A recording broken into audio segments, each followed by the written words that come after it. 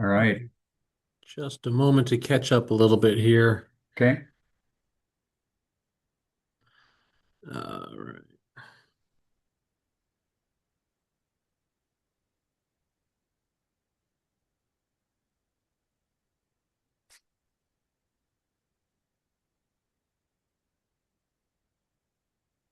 All right, I should be primed to go, Mr. Roger. All right. Welcome everybody to the January 13th, 6 meeting of the single exit multiplex housing tag.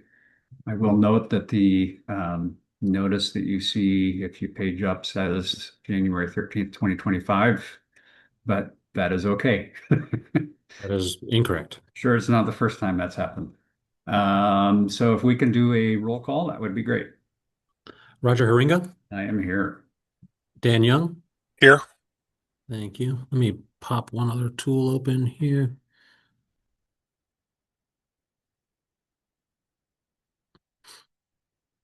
Okay.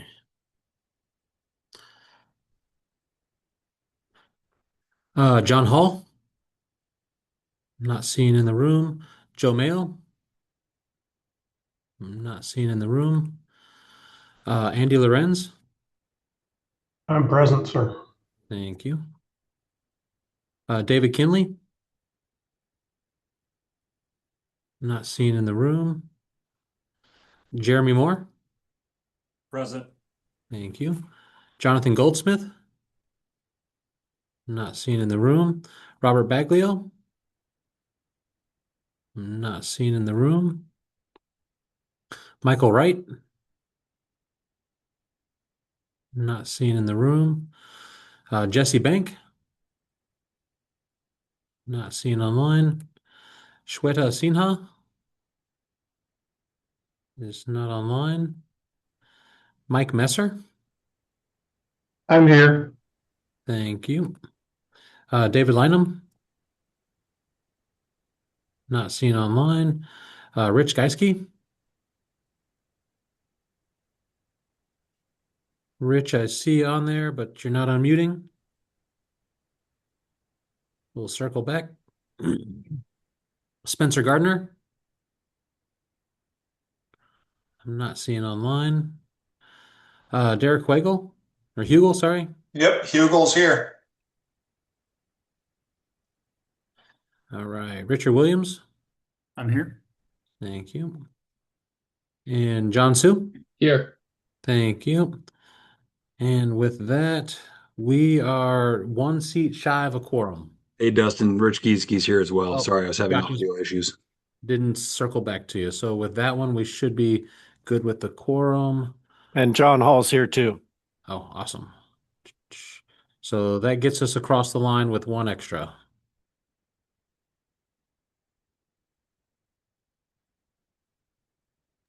Sorry, I was muted. Is there anybody from the public who would like to introduce themselves and be recognized? Patrick. Yes, thank you. This is Patrick Hanks with the Building Industry Association of Washington. Thanks, Patrick. Stephen. Hi, my name is Stephen Smith, Center for Building in North America. Thank you. Anybody else? I'm not seeing hands. Okay, so moving to agenda item 2. Well, actually, the introduction, I just want to set expectations a little bit. I'm extremely proud of all the work that we have done. I think we are very close to getting this across the finish line as far as the work that the tag has to do. Hoping we can get through everything today and move both proposals along. We'll see if we can make that happen today. So with that, agenda item 2, review and approve the agenda. If I could get a motion to approve in a second, and then we can take any comments. I make a motion to approve the agenda. And second from Messer. All right, Derek's motion, Mike Messer's the second. Any discussion items? Hearing none, all those in favor of approving the agenda say aye. Aye. Aye. Those opposed? Aye. Oops. Anybody opposed? All right. Agenda passes. So the single exit work, we have a few documents and items to review and go through on the single exit. Dustin, yeah, I think the first one is we need to decide on an appendix. I know that Rich is on. I don't know Ardell is on. Ardell actually sent me an email saying she was fine with Rich's version. It seems straightforward, covers everything that it needs to cover. But I don't want to speak for her either. So what I would ask is if you can, yeah, get it up there. I'm going to have to move my, arrange my things a little bit here too. We have the two appendices or user notes. Recognition, again, the user note is not part of the code. It's just almost like commentary to clarify things for people. Dustin, maybe if you just read through the two and then we can hear comments and or make a motion. Okay. So I'll read the first one first. This one's been on our document the longest. Says user note, the provisions of Appendix XX shall be implemented statewide in jurisdictions with a professional fire department meeting the requirements of Appendix XX, Section 101.1. This appendix provides provisions that allow a single exit stairway in a multifamily residential structure up to 6 stories above grade plane under the stated conditions. This appendix provides an alternative single exit design option to those listed in Section 1006.3.4. And then we have a suggestion from Rich Geisky, came in around our last meeting, and suggests Appendix XX applies statewide to structures served by a professional fire department meeting the requirements of Section XX 101.1. Appendix XX provides an alternate method of construction to requirements listed in Section 1006.3.3 that allows for the construction of 6-story R2 occupancy with a single exit.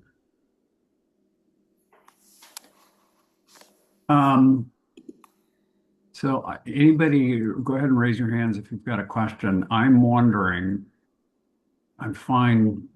Again, I don't have a strong opinion one way or the other than in general, I'm going to suggest simpler is better. Is the statement 6-story R2 occupancies correct? Did we not limit it to R2 apartments? Yes.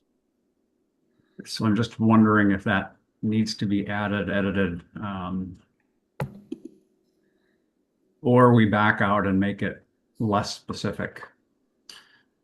I mean, comparing the two, we could pop the last part of that sentence after 106.3.3 off of there, and then it would, be per 100, just alternate provisions per this appendix in alternate to 106.3.3. And it might reduce the confusion that R2 other occupancies outside apartment buildings might be allowed by that user note. Okay. Again, my preference is to keep that simple yet state the purpose. Richard, go ahead. Thanks, Roger. So but I think remember we are allowing other occupancies on that first story as long as the single stairway does not communicate with those occupancies, right? Yeah.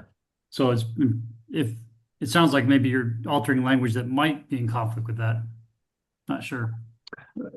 The alternate language to get rid of the last 10 or 12 words you're saying, Richard, that would make sense or not? Well, the single exit provisions that we're putting forth here would limit us to 5 stories of R2 occupancy, but it would sit over podium in some cases, so it would be 6-story. I'm just pointing out that you could have excuse me, other occupancies on that first story. But we've limited what those are. And so Rich, go ahead. Yeah, I think if you put the period after the section 603.3, put the period there and delete the rest of it, I think it basically says, hey, this appendix is an alternative to what is in, and maybe we need to put IRC or whatever the 100633 is referencing. Sorry, because I think you're right. We do provide the ability to put other things in these things further down in the text of the appendix. Yeah. I just don't want in the user note to start being too specific because then you're really like, where do you stop, right? Right. The specifications are down in I like that. I would ask somebody that's a little bit more used to code writing, is it important that we specify that is IBC section 1006 or Is it IBC or is it IRC? this is IBC. Single exit is IBC. Okay. Yeah. And the IRC numbers typically have an R in front of them or something else. Thank you. John? Sorry. Oh, I'm sorry. My opinion is that we're already in the IBC, so you don't need to say IBC. Okay. Okay. Jeremy, sorry I jumped over you there. Yeah, John beat me to it. That's what I was going to say. We already crafting a appendices to the IBC, so I don't think we need to clarify that. And I do like the idea of striking out those last 10 words. I think that just kind of simplifies it. Okay. I'm gonna, in an effort to move along, could I have somebody make a motion to use the second version there that Rich suggested with the edit? John C. so moved. Thanks, John. Do I have a second? Well, second. I didn't hear who that was. Giesecke. Thanks, Rich. Okay, so now are there any comments? And Marcus, go ahead. Yeah, I just wanted to ask Rich what was the rationale for dropping. So in the first part, we have implemented statewide in jurisdictions, and then we don't have the notice of jurisdictions in the second one. Is it just because we've talked about the fire department kind of has the flexibility to choose, like maybe not the full jurisdiction, but like a region in the jurisdiction if it's like a large county type of situation? Yeah, I think that was exactly the thing. I think we were talking, the example that was given was Spokane, where some areas within Spokane could definitely be served by a ladder company for a single exit, but other areas of the town may not be able to be served. So, the question is, where are you building the structure, not necessarily a geopolitical boundary that it's within. So. Okay. You're all right with that, Marcus? Yeah. Okay. Just wanted to get the rationale there. Yep. Any other comments? Hearing none, all those in favor of the motion say aye. Aye. Aye. Aye. Aye. Any opposed? All right. So what I have left on the single exit is Stephen is here and sent a document in on some comments. And then there is some information that's provided for the code proposals that are within the IBC that are currently moving through the IBC process. And I guess both of those, Stephen, what I read your comments. I want to be a little bit careful. We've been working through this thing. There will be a process moving forward. It will go through a 2-month public comment period. So there is going to be a process moving forward in the next few months for the full public to review and comment on it. Having said that, I'm fine. And when I read it, I feel like we have accommodated both of your comments, but because you are here and we have the full everybody that knows more than I do about all the details about this. If you can very briefly, and Dustin, if you can bring that up, and I'm going to allow Stephen to very briefly raise his questions or concerns, and hopefully we can respond and then move forward. So Sure. You can show that, and then Stephen, yeah, there you go. Yeah, it might be easier actually if we go back to the code text because I wanted to, yeah. And specifically, if you could scroll down to the 101.1 dot, what is it, 4? The emergence, 101.1.4. So first of all, I apologize for coming in so late. I know it's very annoying when people come in at the end. But this was when I saw it. So the fire safety and evacuation plans, I mean, fundamentally a single stair building is going to be very small. Could I ask you, I'm actually not sure. Can you let everybody know who you're with? Yes, sorry. Stephen Smith, I am the executive director of the Center for Building in North America, which is a nonprofit organization that does research and advocacy about building codes, and single stair has been a very major focus. I'm also the proponent on E2424 at the ICC, which is making its way through and so far has been approved by the Means of Egress Committee to raise the single stair limit from 3 to 4 in the main IBC, and have been just generally following a lot of the single stair changes across the U.S. and Canada.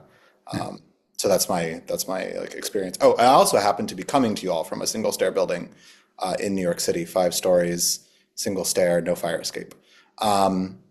So around the emergency preparedness, the fire safety and evacuation plans, and then the emergency guide. These buildings are fundamentally, they're very small, and it'll often be sort of an architect's first IBC building. It's not they're not usually designed by people who have done, high rises where a fire safety and evacuation plan has traditionally been required. And the buildings are fundamentally just really small, and there's, as the fire services pointed out, there's only one way out. So I guess I'm wondering what is to be expected in a fire safety and evacuation plan for such a small building.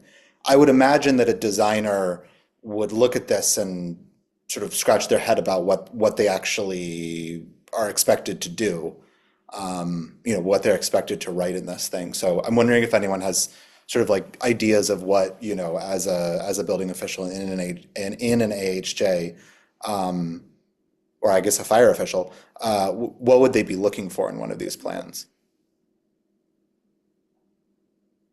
I will comment. I think that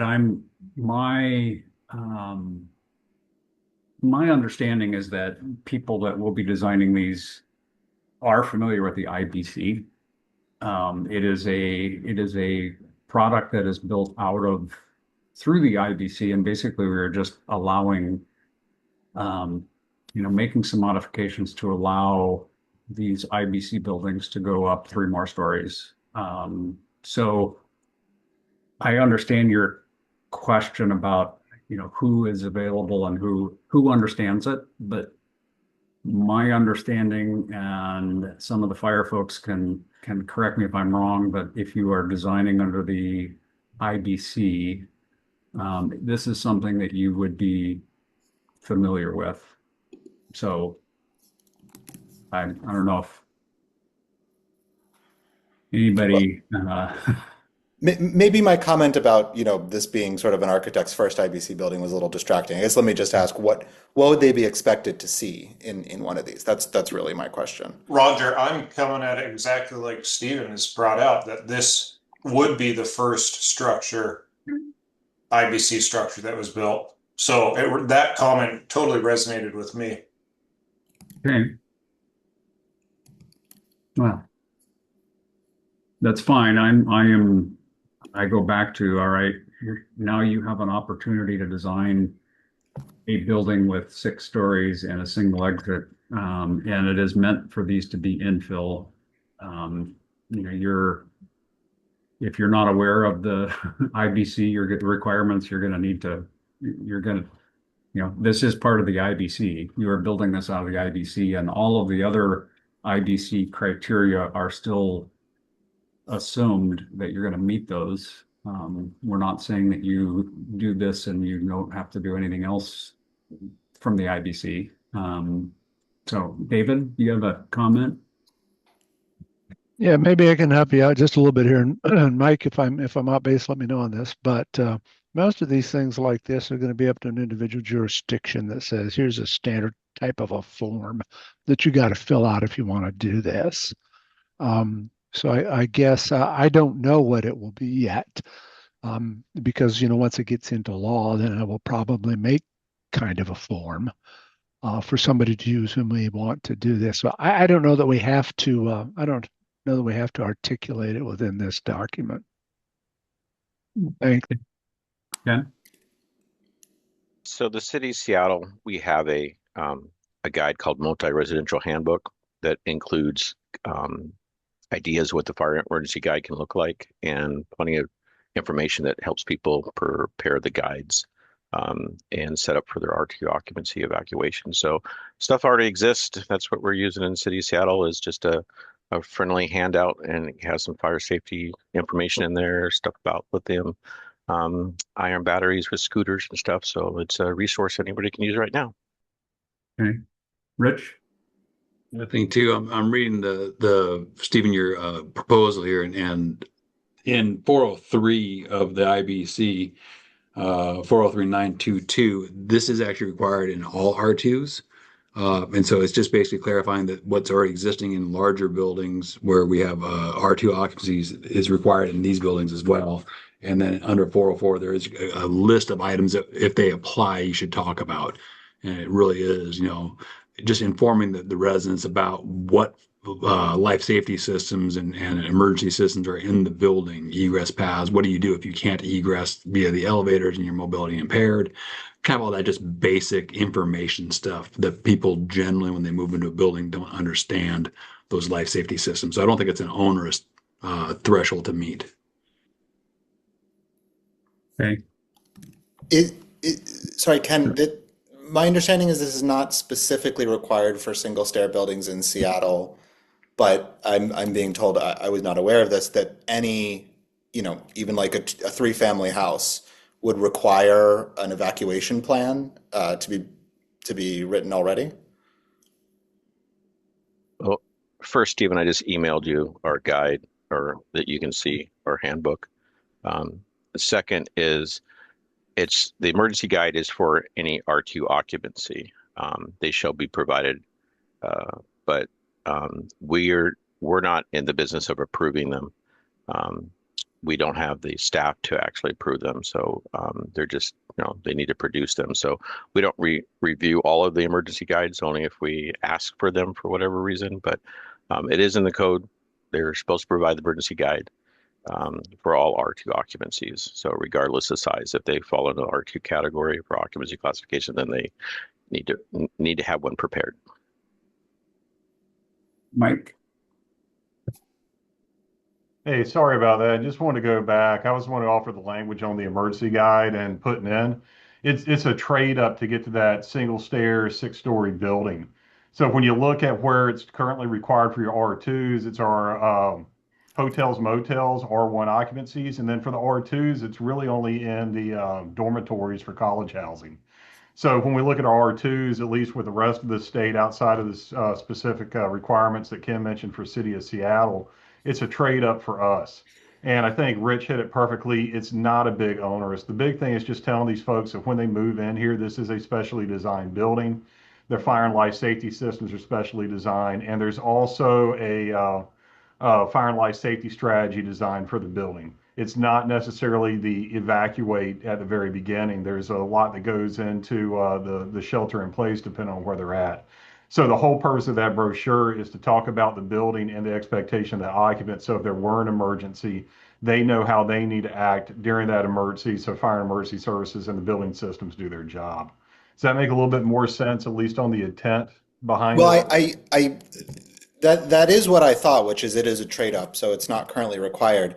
But if I'm looking at like fire evacuation plans, so for example, one thing's required is procedures for assisted rescue of persons unable to use the general means of egress unassisted. Mm-hmm. What would you write there for a single stair building? So that's actually the conversation starter. So when I look at that, if you have a disabled person on, for example, the 6th floor, they need to have the expectation of where to go. In other buildings, we have areas of refuge, areas of rescue assistance. This one doesn't have that because it is very much condensed. So for them, their expectation is where do I go in the occupancy? Who do I need to alert? And then how's that information communicated back to the fire code officials so the fire department knows, yes, we do have that hazard. So at least for me, that was some of those talking points on the reasons why we brought it into this building. But I mean, what would, like you said, there's not a place of, what is it? I don't remember what it's called, Yep. sort of like a larger stair. Like these things don't exist in these buildings. So what is the designer expected to write here?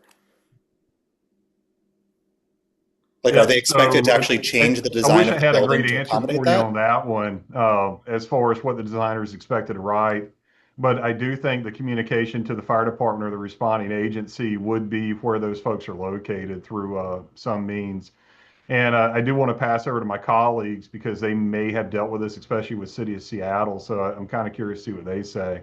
Yeah, But at least for me, I Ken, don't know if I have a solution for you immediately. So I do want to kind of turn the floor over to them to see if they have something for you. yeah, Ken, go ahead. So first want to clarify in the 403.9.2, the group R2 occupancies. In the city of Seattle, how we interpret this is the fire safety and evacuation plan is for only the group R2 college and university buildings. The emergency guide is for all group R2s, and within the guide contents includes an emergency evacuation plan for each dwelling unit. That's what the code language says. That's how we interpret it. So any questions on that? No, I mean the guide is less my question. It's really 101.1.4.1, which is the fire safety and evacuation plans. It just like this is this is definitely But written did you for. not hear me that the guide content shall include an emergency evacuation plan for each dwelling unit? So regardless, even if we Oh, okay. eliminated that section above and all agreed that that only applies to college and university buildings and we didn't put it in, I understand it's a trade up. But even if we didn't even put that in right now, the emergency guide already asked for that emergency evacuation plan for each dwelling unit. So it's already required in the current code for all R2s. They have to already come up with it. Evacuation in place is the answer for somebody that has mobility issues. That's the answer. Evacuation in place. So that's sheltering in place. That's the suggestion that would be for somebody that couldn't wait outside if there wasn't a safe area. That's why you have your rated hallways, doors, whatever, to provide that safe environment. Okay, Richard? Hey, Mike, do you guys identify specific type A units and accessible units? Is there a threshold? Do you specifically identify the locations and the floors of those units, or I have never created one of those plans before, so I'm not sure.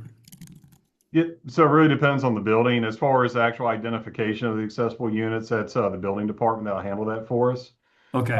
For the fire department, and what I was just going to offer Stephen that hit is the plan review process would probably where a lot of this fleshes out as far as where those accessible units are if they're required and what the evacuation strategy is. So the cool thing about that word approved is that regardless, the fire life safety plan and the preparedness plan are all going to be checked during that plan review as a new requirement. So whoever that fire plan reviewer is, they'll be able to give you some better insight for what works for their jurisdiction. For us, we don't have any identification on our buildings currently, not saying that wouldn't be forthcoming. Okay. Richard?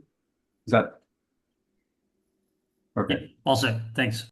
Mike, your hand is still up. Okay. Yeah, I got it now. So, Stephen, I want to be cautious about, this getting into too much of an argument. The tag did go through. We have considered all of those points and a whole lot of the conversations that we're having, I know were, parts of the conversation we had at past meetings when we arrived at where we did. So, there will be an opportunity in the future, as I said, to offer your comments during the public comment period. But I'm not sure I want to go too much farther. I think we've given you the experts have given you the thinking behind it. If there's if you have an opinion that is, not sure what you're doing here, that's fine during a public comment period. And I think as this develops, that exactly what's included in that or how you respond, I think that will get worked out. And I even that conversation between that Mike just talked about the building department, talking about whether there is I think it was a handicapped person on the 6th floor or something. The building department is going to say whether you have a type A unit, and I'm way out of my league in in talking about a type A unit, but the building department is going to say yes, you have to have a type A unit. So your evacuation plan is going to say this type A unit. Here is the evacuation plan for that type A unit. So, Ken, Yeah, do you have? you guys are the members, so you'll vote on it or not. I'm just kind of giving you the perspectives, trying to look into the designer's head and thinking, I don't know what this is requiring, and everything can be a negotiation between the AHJ and the designer, but my understanding is generally try to avoid that. Sure. The smaller the building, the less discretion you want, and these are really some of the smallest IBC buildings you can design. So that's my comment. Maybe I'll leave it in public comment, maybe I won't, but it sounds like you Sure. guys are willing And to, want to Stephen, I discuss. would offer, we were directed by the legislature to define what a professional fire department is, and that was one of our biggest challenges is how do we Yeah. do that? So that was a lot of effort was put into that, and kind of what you see is where we're at. So Ken, go ahead. My recommendation, if Mike's okay with it, is to remove the requirement for the fire safety and evacuation plan and just keep the requirement of the emergency guide, since it does include an emergency evacuation plan inside of it. One that, just because the emergency guide are required for all R2, so we're not adding any additional requirements. That's just my suggestion. And again, Stephen, on our fire safety planning part of the multi-residential handbook I emailed you, talks about people unable to use the stairs to evacuate. So if you want to look at that document again, that might help answer some of your questions.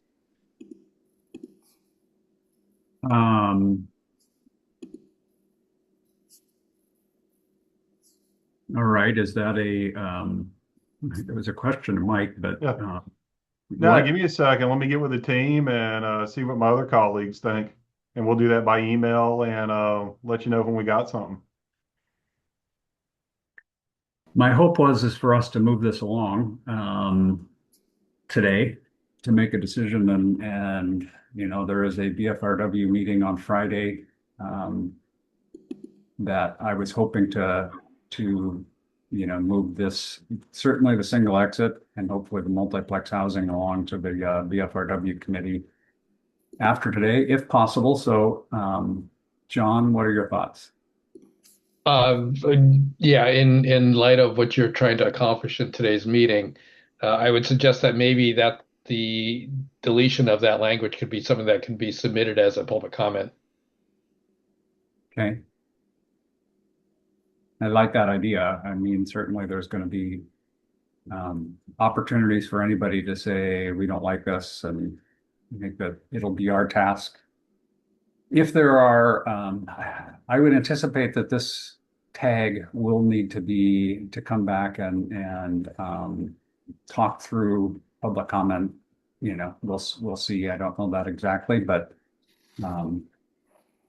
so John, go ahead. Yeah, that was going to be my question. Do we anticipate that the council will turn this back to the tag if they're for the public comments?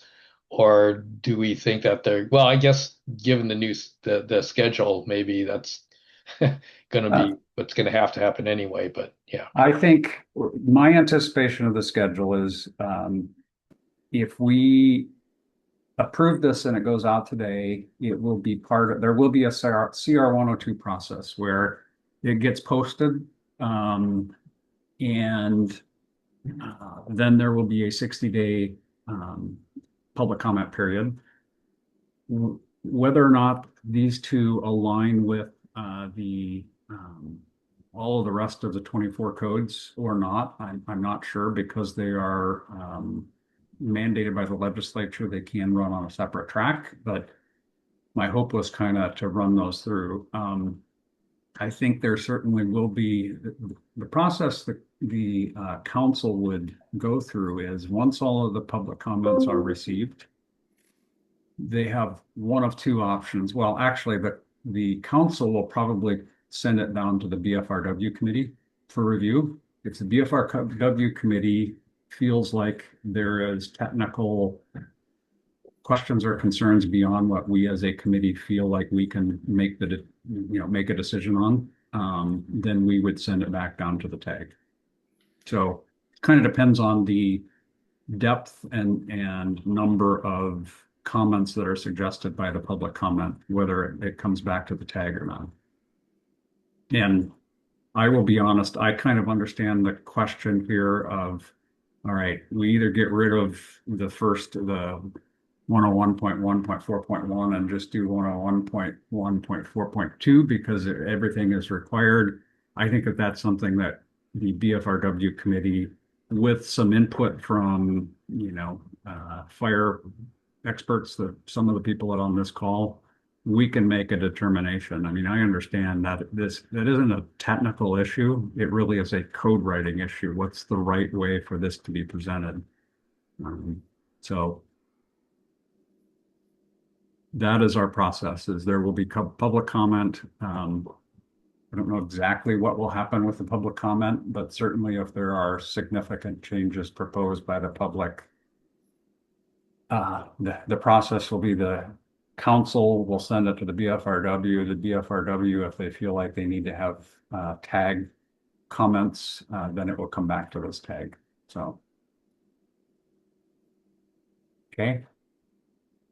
So, Stephen, thank you for your questions. Again, there's been a whole lot of conversation about all of these topics, and you're certainly welcome to continue, to provide comment as we go through the process. Yeah, sorry, do you guys want to hear about 101.2, my comment there? Sure. Yeah, so I understand that in Seattle this has been interpreted to mean, the ground floor, if it is R2, is not served by the exit, since you do not need to exit via the exit. You do not need to leave the building via the exit. Nevertheless, I've seen across the country a lot of people looking at Seattle's code section and misunderstanding this to believe that the ground floor either must be commercial or the building can simply only be 5 stories. The language, I find it a little confusing. It's not obvious to me that a ground floor that's residential would not be considered to be served by the single exit, since you can access the exit by that. So the way that I can think, and I understand this has been discussed many times before I was here, the thing that I can think to clarify would be to say are permitted, blah, blah, blah, are permitted, not more than 5 stories of group R2 apartment houses, not on the level of exit discharge, are permitted to be served, which would clarify it. I know you guys want to move on, so I'm not going to argue much on this. I've seen it misinterpreted many times around the country. It's going to be interpreted by a lot of AHJs. They're going to look at the text, and I think the text right now is a bit ambiguous. Okay. I could agree with that. I know that the intent is that the ground floor can be R2 as long as it exits some other way. I think that the way it is presented, I'm just reading through it now. The 5 stories of group R2 apartments are permitted to be served by a single exit. It says the building has not more than 6 stories. Where is the information about what can or can't be included in the ground floor? John, go ahead. Let me know. Couple things. I think in answer to your last question there, I think what Stephen is saying is that people are looking at that first sentence, not more than 5 stories of R2, and thinking that's for the whole building. Kind of well, I don't know how to say it other than what Stephen said. I understand what he's saying. I'm not certain it's something that we can put in, if we can figure out code language. Certainly not in a short period of time if we're trying to get this done today. Again, I think that's something that we might be able to possibly address in public comment period, but it's kind of like we need a commentary to go with this almost. So that would have a diagram that would kind of show what the intent is. Yeah, I'm not certain that Stephen's proposed language would do what he intends, but I think with a little bit of time, we might be able to come up with some kind of explanation. The problem being that as from a code writing standpoint, it's probably commentary type language, but. Well, John, I'm looking here, and Angela, I'll get you on the multiplex housing. We have figures. We've added a figure, Yeah. and I could see a figure, just kind of a section through the building. Yeah. R2, and then the ground floor is listing the things that can be allowed. I don't know. That would be a possibility. The other possibility, just thinking about off the top of my head, without thinking it all the way through, would be a user note. Yeah. Which is commentary. So. Okay. Angela? I was just going to say that I actually, when I was just reading that right before the meeting and things like that to try to familiarize myself, that I was actually confused by that also. And now, after talking through it, I understand that the first story doesn't use that as an exit, so it's not. But I could see how people could easily get confused by it. So it could be worth looking into trying to reword as a public comment or one of John's suggestions. Just put it out. Okay, so we are faced with a choice of whether we send this through as is for the public comment or whether we try to make a stab at updating it. Yeah, on a building with multiple exit discharge floors, of which there are many in Seattle, I can see how anything I can think of at the moment could be exploited as a loophole in some way to make a 7-story building on I understand it's a complicated issue. Okay.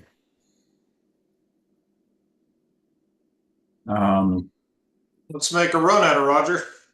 I like progress. Well, making a run at it as in, Angela, go ahead. Do you want to take a stab at it? No, I was going to say, I mean, technically the language isn't wrong. I mean, yes, it is definitely could be misconstrued or misinterpreted, but in an effort, if you really want to move this forward, again, this is something that could be massaged later a bit or in public comment. Trying to reword this right now, yeah, I just don't see it as being quick, but maybe John has a better idea. John? No, I don't have a better idea in terms of wording. I would prefer not to try to wordsmith something right now. That's what the ICC calls writing code on the floor, which is highly discouraged. So what I would propose would be to try to craft a user note. I think that would be much more useful than trying to, because it gives you some freedom, right? You don't have to put it in exact code language, but you can explain what the intent is, possibly give examples. It is, like I say, adding commentary in there, but it's clearly marked as commentary. So that would be my preference of how to address this. And I appreciate Angela's comment that she thinks technically it's correct, even though clarification could be helpful. John Hall, can you? Yeah, I was just thinking that a quick diagram that shows a 6-story building with the 5 levels communicating, whether that's a user note or an actual code figure I think would be helpful. And whether that comes now or later, I'm not sure.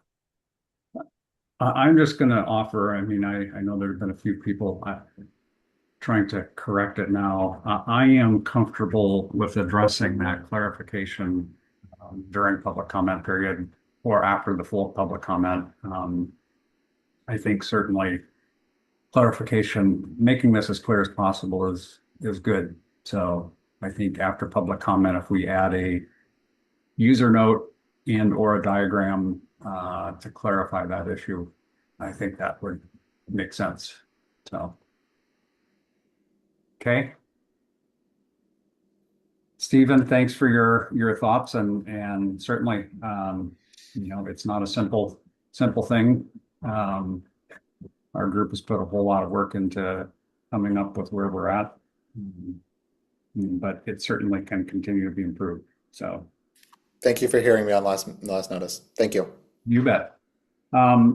So, Dustin, there are two other documents that were provided. I just wanted to clarify for people. I don't think that there's any action, but we did provide, and part of this was to make sure that we had in the record the E24-24, which is the, correct me if I'm wrong, it's the proposed changes that are single exit changes that are going through the IBC for the 27 IBC code. So that is in the record. If anybody did not have it, we wanted to make sure that you did have it. So you can, and I will say that it is slightly different than ours. At this point, it hasn't been, I believe that it has gone through as it is now. So far. Micah, do you want to? Your hand is up. Sure, throw it out there. Stephen can clarify it, or John, or somebody else. This still has to go through the public comment hearing, which is coming up in Hartford, Connecticut in April. So there may be further modifications. Hopefully not. I think this one got fairly clarified. And of course, this one only goes up to 4 stories and simplifies the IBC that way. But ours is much more robust, going up to 5 stories of single exit or 6-story buildings. So. Right. But there is still one more step in the ICC I should clarify that. There's 2 more steps in the ICC process. One is the public comment hearing, and then one is the online governmental consensus voting that occurs after the hearing. So we should know sometime probably June, July, the final language for this item here. And thanks. And if I can clarify, our appendix will go into the 2024 code that is adopted in the state of Washington. And what we're talking about at the ICC will be changes in the 2027 IBC. So I would anticipate there will be some marrying up of the ideas between the two when the state of Washington adopts the 2027 IBC. So, okay. And then the second document is it's called E25-24, and it is a document. And I think that, Dustin, didn't I find this and forward on to you? Just, again, I wanted people to remind me why we included that. I thought there was something. It's a relatively long document, but oh, Dustin, you're muted if you've been speaking. I realized that after I got a couple sentences out. But I think this one's just included more for informational purposes. And then you'll notice that the proponents has got Stephen's name on the top there. I think just kind of goes along with some of the stuff we're talking about here today. Just an information document. Okay. And I wondered if down towards the end of it, does it not have something about the economic constant? That was another reason we got these is some of the economic impacts of these on the national code level. So it might not be completely representative of the economic impact. On page 15, I think, is where it says cost impacts, which is a great segue into the last item that I think we need to address on the single exit. And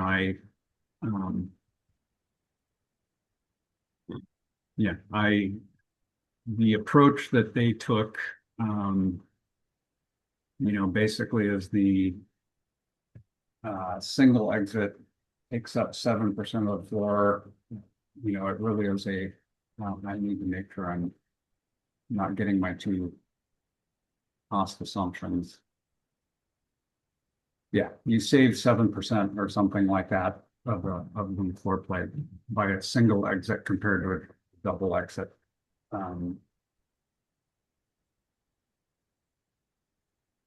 So with that, Dustin, if you could pull up my very, very simple spreadsheet for the single exit. I did one for both the single exit and the multiplex housing. And I certainly want to present to the whole tag my thinking and how I came up with these numbers. And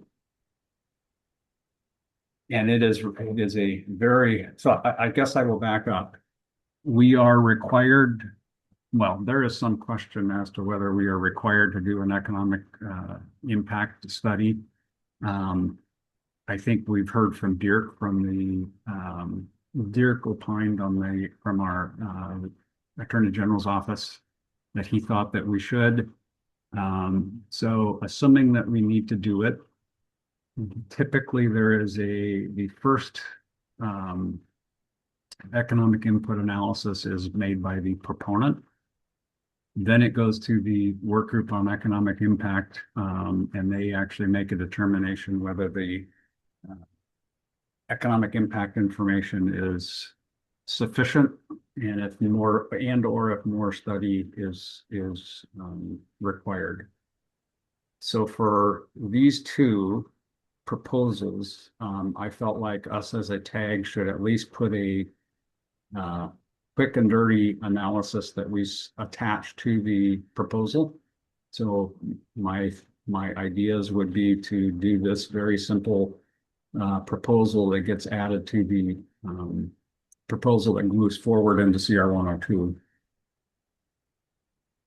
So the approach that I took is really how much money can we save, and then what will it cost us to upgrade for the upgrades that we're asking for.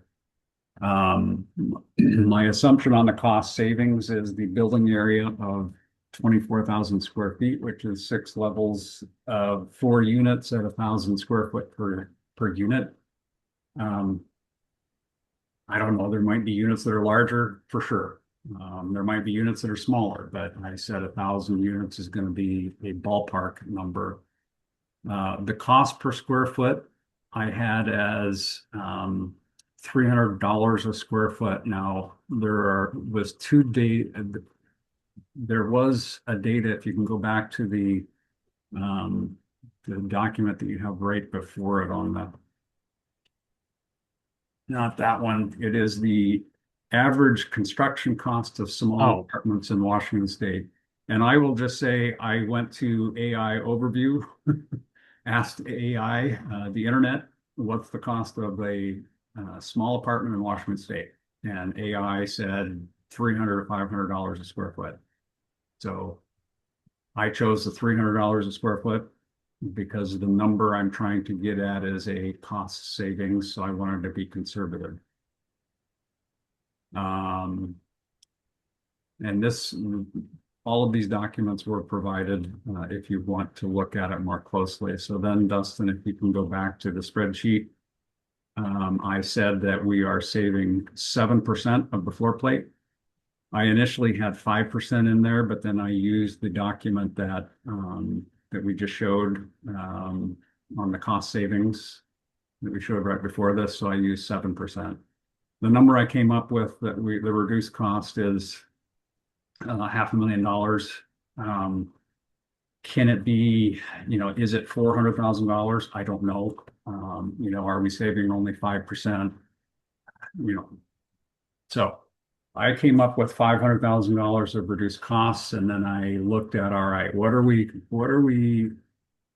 requiring people to upgrade compared to the 3-story, right? Because under the code, you can do a 3-story single exit. So how are we upgrading that? And somewhere along the lines, going from and people can correct me if I'm mistaken, but going from a 13R to a 13 sprinkler system, it was $5 a square foot. That number got presented at some point during our testimony. So $5 a square foot is $120,000. The EEROs, I don't know, and maybe some of the architects here is $100 a window, to upgrade to an EERO window. I don't know. And I guess 20 bedrooms at $100 a window. Stair and elevator pressurization, that's my best guess, $15,000. I'm assuming that pressurization is really just a fan on the top. Again, I'm a structural engineer, not a mechanical engineer. I have no idea what else is required. And then the upgraded smoke alarm information was, I threw $5,000 at it. So I'm roughly $150,000 of cost that we're asking to upgrade to allow you to go from three stories to 6. So Dustin, can you go to my proposed change, single exit economic impact, which is the other document that you posted on there. This is what I proposed, the cross out item 7 of the code change proposal that is currently included. Has this product, yeah, I edited what item 7's section 7 in the proposal shows, and I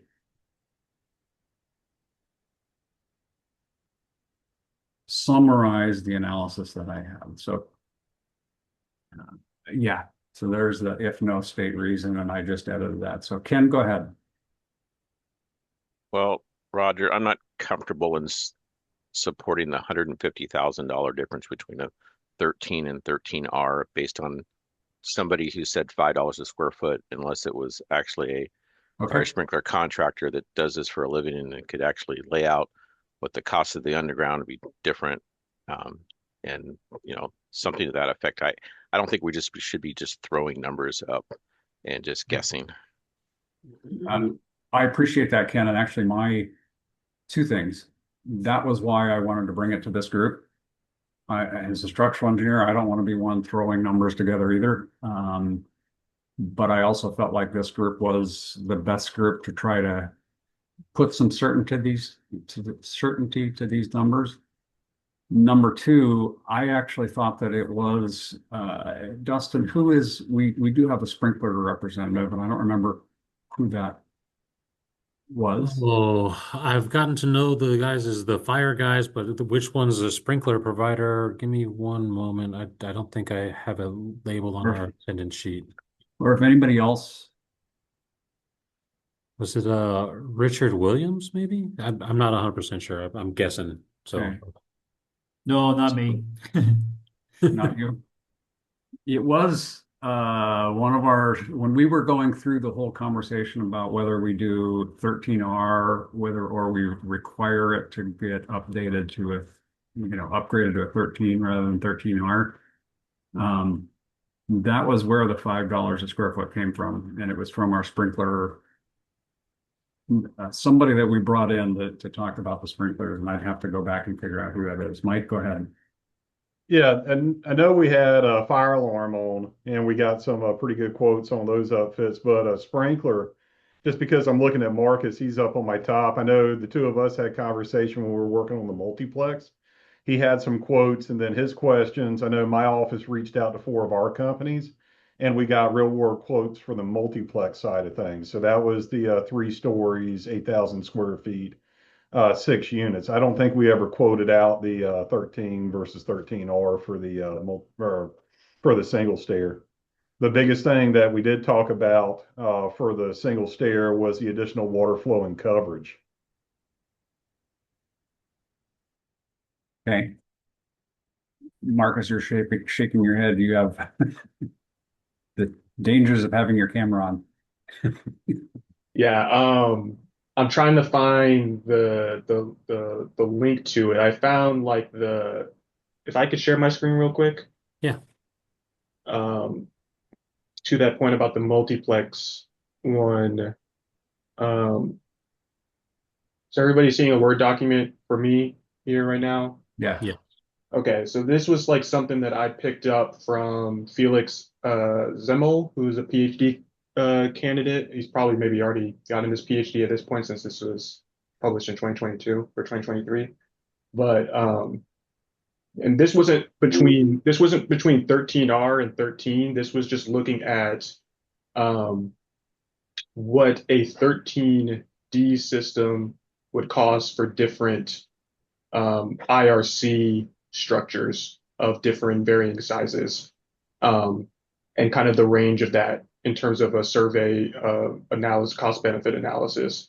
And you can see there's a range, obviously, from as low as like 240 to 512, 854, somewhere in the middle, around $6 per square foot. So yeah, again, I don't know how robust or how comfortable you want to get towards in terms of trying to find a number that gets you, fairly close or kind of in the region just for the analysis sake. But this was something that I had shared early on in the process at some point. Ken, go ahead. Considering we're talking apples and oranges here. Your chart, Marcus, is like you said, 13D. But you got to realize that we already have the requirement for the 13R system to begin with, baseline for R2s. You really need to be talking to a Washington State sprinkler company that has 2 bids in, one for the 13R, and then all of a sudden now we got to make it a 13.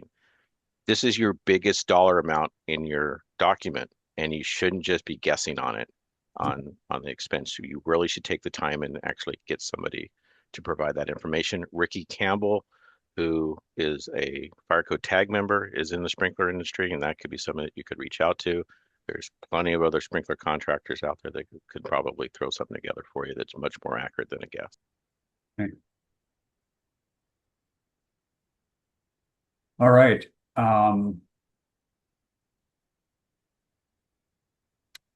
I think Dustin, well, I'm starting to be concerned that we can't come to an agreement on what gets included in the proposal to go into CR 102 today. I'm not sure. So that would mean that we would need to come back in 2 weeks theoretically and have another tag meeting. And in the process, and between now and then, between Dustin and I, we reach out to people and try to confirm the numbers. So is that do we have general support for that? I mean, it is kind of nixing the idea that we would forward this on.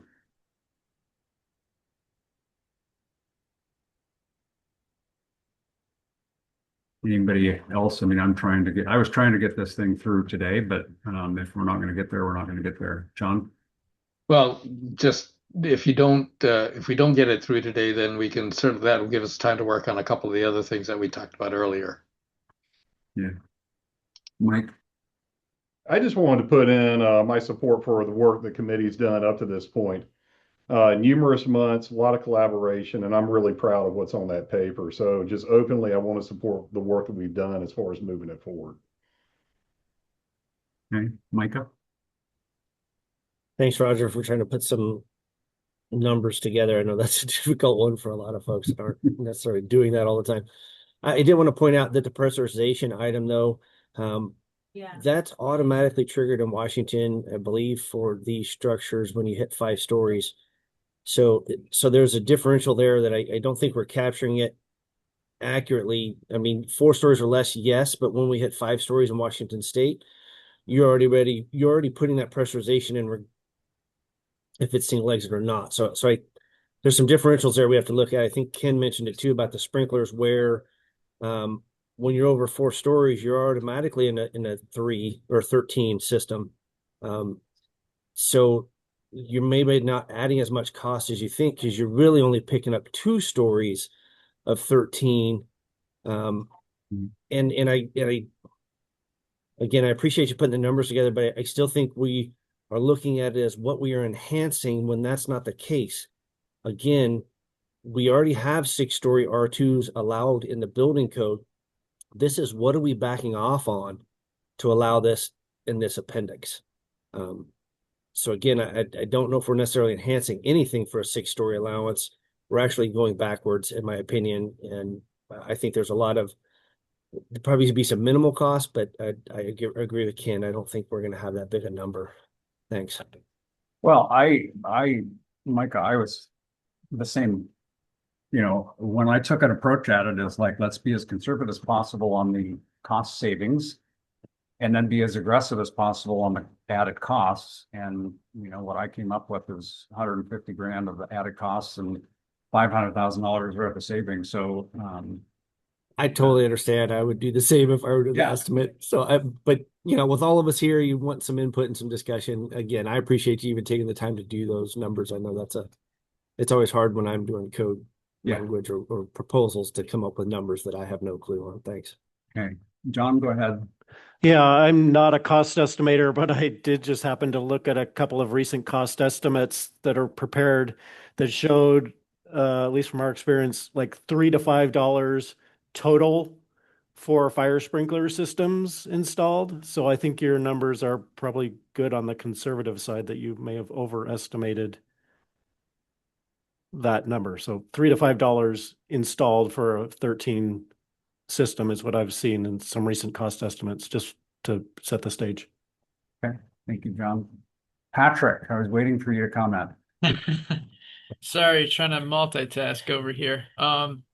Patrick Hanks with BIW, for the record again. I appreciate the discussion. I think this is a very important topic. And I was actually just at the legislature this morning where Representative Doer brought up this topic again. And I think there's a lot of interest from the sponsors behind the original legislation to have the State Building Code Council have sort of a concrete idea that of the amount of cost savings that are being achieved. And I think potentially if the tag wants, you can also try to estimate what the change in risk or safety is, if there's a quantifiable way to do that.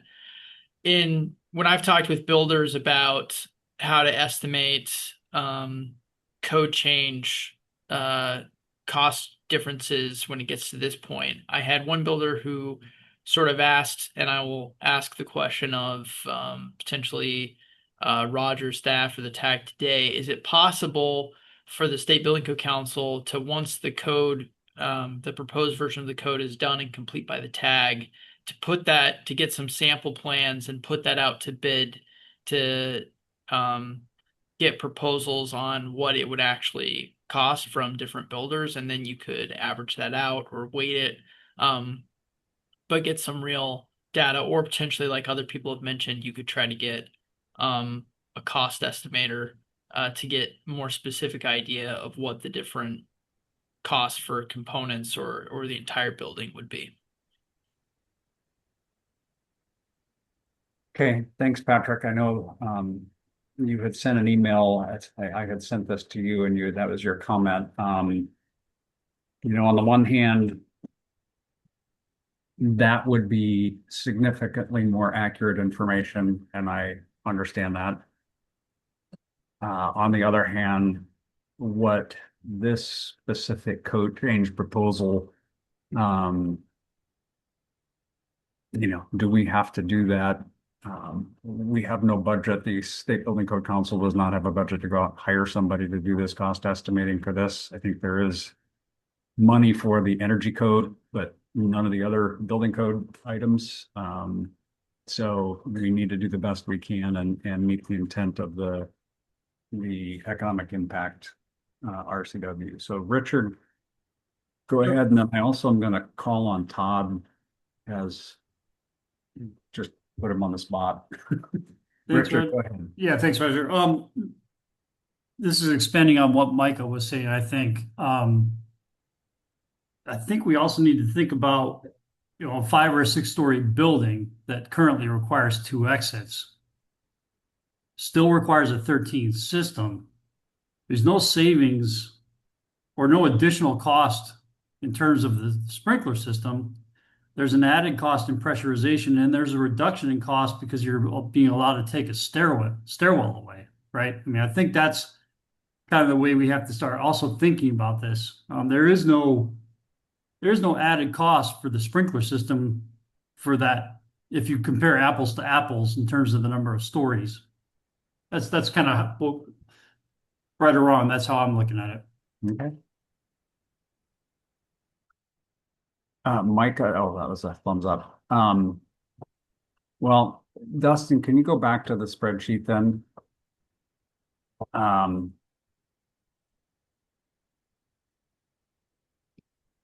Roger, go ahead, Todd. oh, Yeah. I'm sorry to interrupt you. I am here and I'm going to jump off. So it's good Well, timing Todd, to cue it. I would just, you're number one. I think that you've been working with the work group on economic impact. Number two, I know you've delved deeply into the issue of economic impact statement and what's required.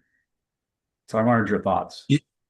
Okay, I appreciate that, and thank you. And what Roger is referring to is by default in the chair position that has to lead the work group for economic impact. And I also thank you, Patrick, for bringing up. We were just in a workshop with the local government committee, and it would be really helpful because I was trying to do my best to represent the great work by this TAG, but this was a topic I don't have enough to summarize to the legislature, on behalf of the TAG and the council. So I support your, the 2-week period to really dig into this and get a summary.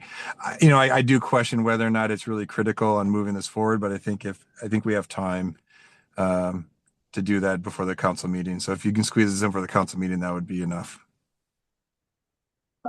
So Todd, you're suggesting we could go ahead and approve the technical language. I defer to what obviously what the TAG wants, but I think that is a possibility. At least that's my opinion. I also think we have BRFW next week that in good faith we could invite anyone that wants to come, and we could do our best at BRFW to incorporate anything that you don't feel you've covered today or you want an opportunity to edit. So okay, I actually like that idea of, again, my hope is to move forward, and I'm looking at the clock. Move forward with the whole package. We do have, you said next week. It is actually this Friday that the BFRW meeting is, so we would have 3 days. Oh, okay. People could do their own research, and we could bring this topic up at the BFRW and come to an agreement on what the economic impact statement is at the BFRW. If assuming the TAG is okay with that, given the baseline here, the information and the approach that we've presented. So that's another option that I kind of like. But Micah, go ahead. Thanks, Roger. Thanks, Todd. I appreciate all the work you do, and being on the meeting earlier. I didn't get to hear all of it, but I'll have to call you on that. I did have a question on this, and maybe it's more for Dustin. From my time on the council, my understanding was it wasn't necessarily a requirement to go into a significant depth on the economic impact statement when the changes are legislatively driven. Could you remind us on that? Maybe we could verify that from Dirk again, but that was my understanding. So it would seem like the TAG could definitely move the technical requirements forward without the economic impact. Yes.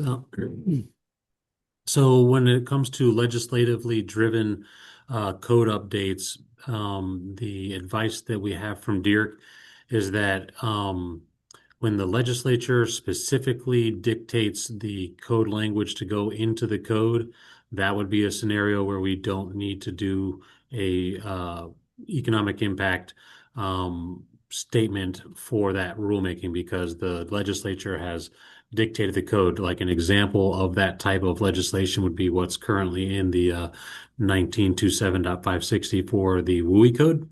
And so since we don't have specific language that was handed down to install as an appendix, the council, has the liberty to develop the code, but it also has the responsibility to not go overboard and just bring random requirements that could bring significant cost to all the end code users there. So I want to take a cautious approach to that, thinking that just because the legislature asked us to do it doesn't mean we have to do economic impact. I think that to do it the most proper way, we should be doing economic analysis on anything that we are developing language for.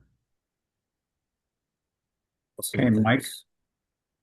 Yeah, not to belabor, but after listening to the opinions, I just want the group to know, speaking for Fire at this point, Fire is very comfortable voting to move the package forward as is. Okay. I am actually going to ask maybe if I could get a motion, and the motion would be to approve the technical package that we have um, on Dustin, if you can bring up the whole thing. We've agreed upon everything with the modifications that we made today. And somehow, let me see if I can, if somebody wants to come up with better, somebody that can make a motion wants to come up with a better, but basically say, given the approach that has been discussed today on the economic impact, allowing the BFRW to gather additional information and edit the item 7 from the code change proposal as they see fit. And basically, we're moving the responsibility to do the economic impact statement for the proposal up to the BFRW committee. I would ask if the tag would be okay with that, and if so, if we could get a proposal, a motion to that effect. My proposal might be to move the code language contained in section 4 of this code proposal sheet to the BFRW, and then Okay. So Mike, your thumbs up, is that a motion? If it's easy enough for me to say so moved. All right. Do we have a second? Again, John Stew. Thanks, John. Any other discussion items? All right. All those in favor say aye. Aye. Aye. Aye. Any opposed? All right. Thank you, everybody. It's a great milestone. We got one of them. One of the two is moved on. So it is 2:17. I'm going to suggest we take a 8-minute break and come back at 2:25 and be ready to dig into the multiplex housing work. So we'll adjourn for 8 minutes, be back at 2:25.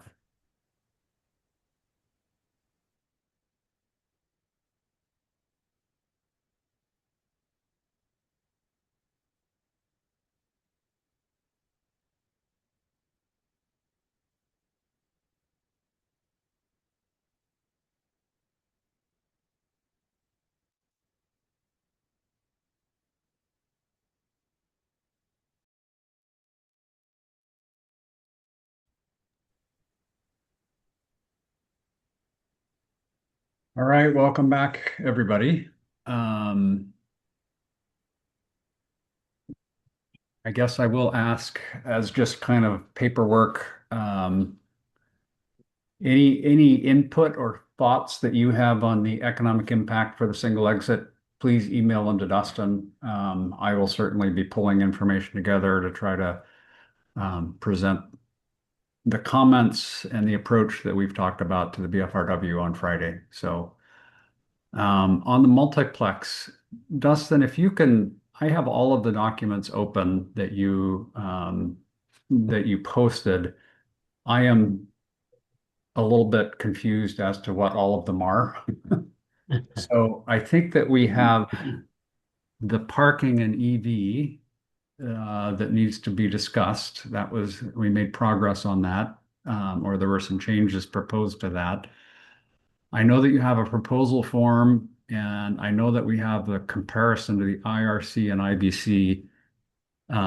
What else is there? There's a lot of documents posted, so. Yeah, I have several document revisions coming that I got from John Sue, and I think that they're on separated sections, but the 7.4 is on section 105, and then 7.3, let me open it up because I'm not remembering. This is the 7.3 is Covers everything else. everything else. So we have the 7.3 document. There's a document with exiting examples that goes with the 7.3 document. And then John, I got a 4.4 and a 4.1. Is the 4.1 the most relevant for 105? Let me take a real quick look at that because I'm pulling the things up as well. Yes, that would be the most relevant. Okay, so you guys don't have posted for the meeting the 7.4. There's a 7.4.1 Right. in there, but if it was needed, I have the 7.4 to pull up too. So we have the R7 baseline document, which is the last time we touched this. We have the EV updates coming from Patrick. We have some modifications on the whole document in the 7.3 document. We have some modifications to 105 in the 7.4 document. Then we have a comparison that kind of shows how this fits in the middle of the IRC and IBC. And then we have another proposal update for the proposal form number 7 economic impact statement. Okay. I just wanted to say if we don't get to the comparison between the IRC and the IBC, I don't think that that's a requirement of this tag. The information is absolutely beneficial and as we present it to folks, but I love to, it's a great document. I don't know that the tag absolutely has to approve that. So if we don't get to it, we can just ask for comments. Richard, do you want to? Well, Roger, I would just say that it's a first pass. Yeah. So there are improvements that can be made. There are errors that can be corrected. So just Okay. wanted to throw that out. That was my first attempt at it. So Yep. And my point, Richard, is I think it's a great document. I want to get everybody's take on it as well. The official work we have is to take the revision, the multiplex housing code change proposal and fine tune it. And my hope is that we move that along today as well. And Roger, So- I would just add real quick that when a few of us were talking about the creation of this thing and we looked at it as an accompanying document, right? Okay. Just as maybe a kind of a commentary, if you will. Yeah. That would provide some clarification as to what this is and what it isn't. Yeah. And it may very well be we can go through this whole, let's go through everything and then again, maybe it's Richard, maybe we take the next 3 days and we try to clean that up and that can be discussed at the BFRW on Friday as well. So kind of attaching that as a commentary. So let's go, Dustin, I'm going to let you go through the different versions and what's proposed. I'll let you take the lead on.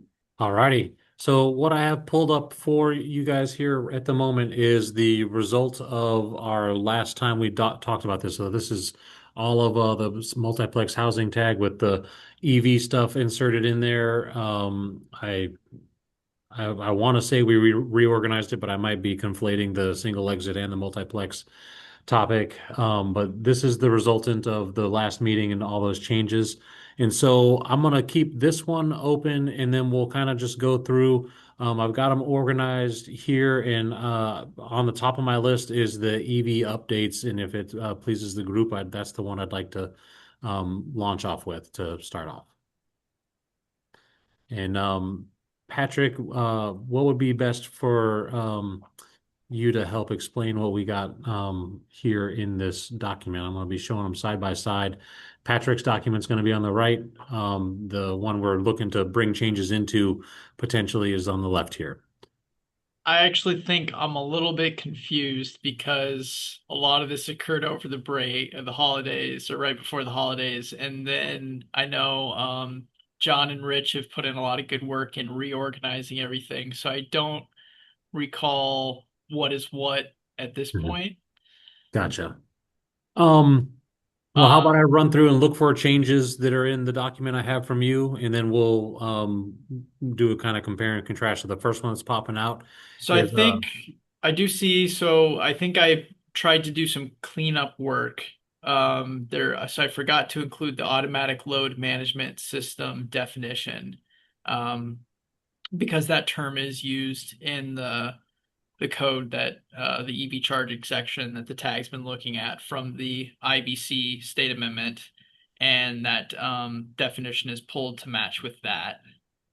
And then I think if the tag is willing, we can remove the raceway definition because we're not using that since we struck the EV capable at the last meeting.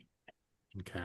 Richard, Richard's got his hand up. Yeah, hey Dustin, I know you're going over this R7 version, but I would just add that the changes that Patrick's talking about have been made in the subsequent versions. Striking raceway, moving a lot of these definitions out of R202 into the appendix specific definitions section, stuff like that. So I don't know if you just to point that out, and I'm not sure what order you're going in or how you're approaching it. Well, so if we're looking at the 7.3s and 4s on there, I can, if you're saying that all these are in there, we can do that. The definition that Patrick was talking about needing to add has been added to that subsequent, one of those subsequent versions. Yeah, For an example. and likewise, the definition for raceway is being shown as being deleted Right. in the 7.3 version. So I incorporated I think all of what Patrick is doing. Yeah, and they provided some good cleanup, reorganizing things. So Okay. I don't recall making any substantive. I don't see anything else popping out in changes. this one. So we can probably just go over their Okay. revisions. Yeah, there was a lot received in between the meetings, and so I just wanted to make sure I'm trying to cover the bases there. So instead of doing the EV updates on as a specific document, I'm going to open up the 7.3, which will have some changes to all the document sections except for 105. Is that accurate, John? That's correct. It actually does have some of the changes that were in the old 105 section, the parking requirements, and then there's the 7.4.1 version is a reorganization of just the EV parking section. Okay, so we will need to look at both 7.3 and 7.4.1. Yes. Okay, then I'm going to start with 7.3, and as we approve any of the modifications in there, unless like is it substantially reorganized, or can I just probably pull stuff It's over? fairly substantially reorganized. There's lots of renumbering. Okay. So that I think you need to take kind of the whole thing. Okay. I will say that there's also something I see that I missed, and we will get to that we can get to that in a second here. Okay. That I would like to make sure I get inserted into the version here. Okay, so then I'm gonna make the 7.3 full screen, and let's run with it that way. Okay, and then I do have the comments in the bubbles to kind of help guide things, hopefully. So the first thing I did was add, just to show that we're not changing the exceptions 1 through 6, and that's just a notation there for clarity. We've moved a lot of the first of all, we created a new definition section consistent with the way other IRC appendices are organized, and we moved definitions that were unique to the multiplex into the appendix definition section. So what you're seeing here is some of these being struck through. They've been moved to the appendix. However, we do need to change R202, which is in the main body of the IRC, because multiplex is being used there and in a couple places. And we do have the new definition for multiplex that will remain in the main body of the IRC. I have my opinion in the bubble there. I think that multiplex building makes a lot more sense, but we don't have to discuss that too long. I see Quinn's got his hand up. Yeah, John, just real quick question, and I only bring this up because I just did a multiplex review today.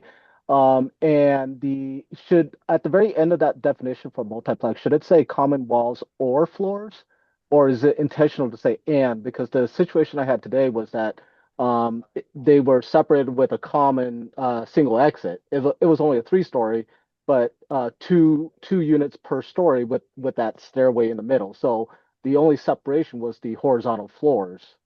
So it's an either or. I don't know. This is something that certainly we worked out, and I think this might be consistent with the RCW language. I can't remember. Because the way I'm reading it right now is that common walls and floors. So there can't be, it has to be both the way that it's and to meet that definition. I sure hope that we don't interpret it that way that tightly. True. But yeah, anyways, I don't want to derail. Yeah. Again, that's something I don't think I was intending to change. That's something that we've had here. We can certainly look at that. I think as a public comment, I would imagine. But I think that's what the RCW said. But go ahead, John. I'll pull up the RCW and see. Thank you. Okay. Okay. Okay.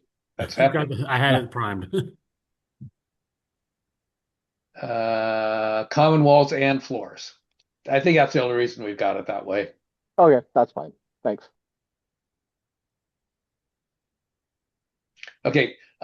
So again, the automobile parking space, EV ready space, those have been moved to the appendix. Raceway has been deleted, as Patrick had commented before.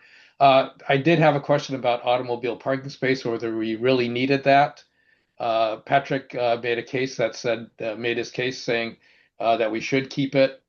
I'm hoping that people can interpret what an automobile parking space is, but so we don't have to define it.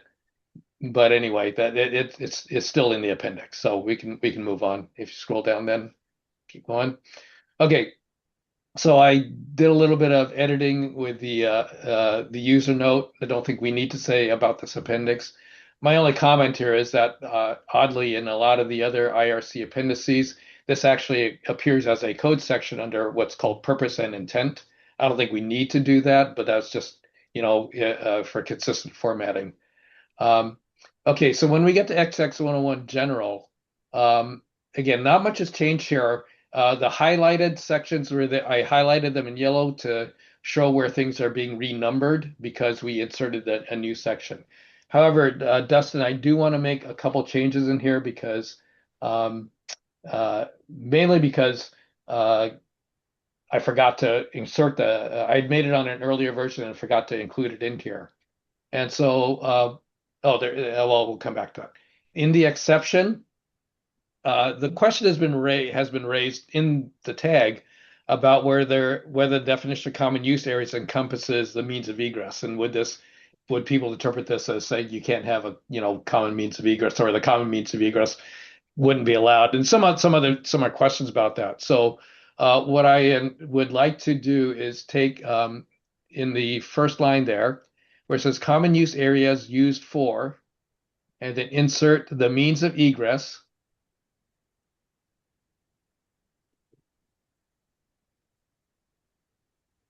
comma, for. Did you say floor or four? Four, F4. There you go. Yeah, for bicycle, et cetera, et cetera, et cetera, are separate from the rest of the building in accordance with sections. So make sections plural. And then after that, after XX 103.3, say or XX 104, comma, as applicable. And XX 104 is the means of egress. So you do have to separate the means of egress in most cases. But this then hopefully gets around that question about, how does the means of egress fit into this? I'm going to save this real quick. 1 second. Yep.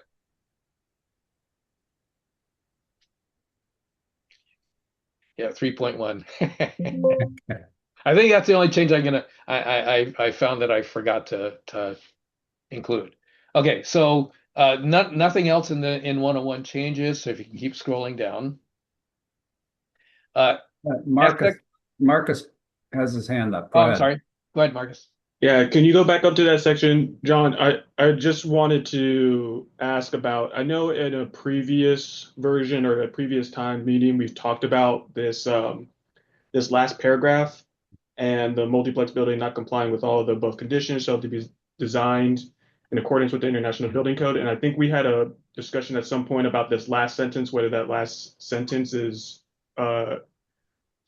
could be confusing, duplicative. Okay, it sounds like you didn't have much thought about it either way. So I just wanted No, I to didn't. ask I didn't. whether. I just left it in there because that's was in the latest version. Okay. I started with the R7 version that Mhm. had been posted, and then made changes. Most Okay. I'm trying to keep most of them the changes editorial in this In this run. thing. Yeah. Okay.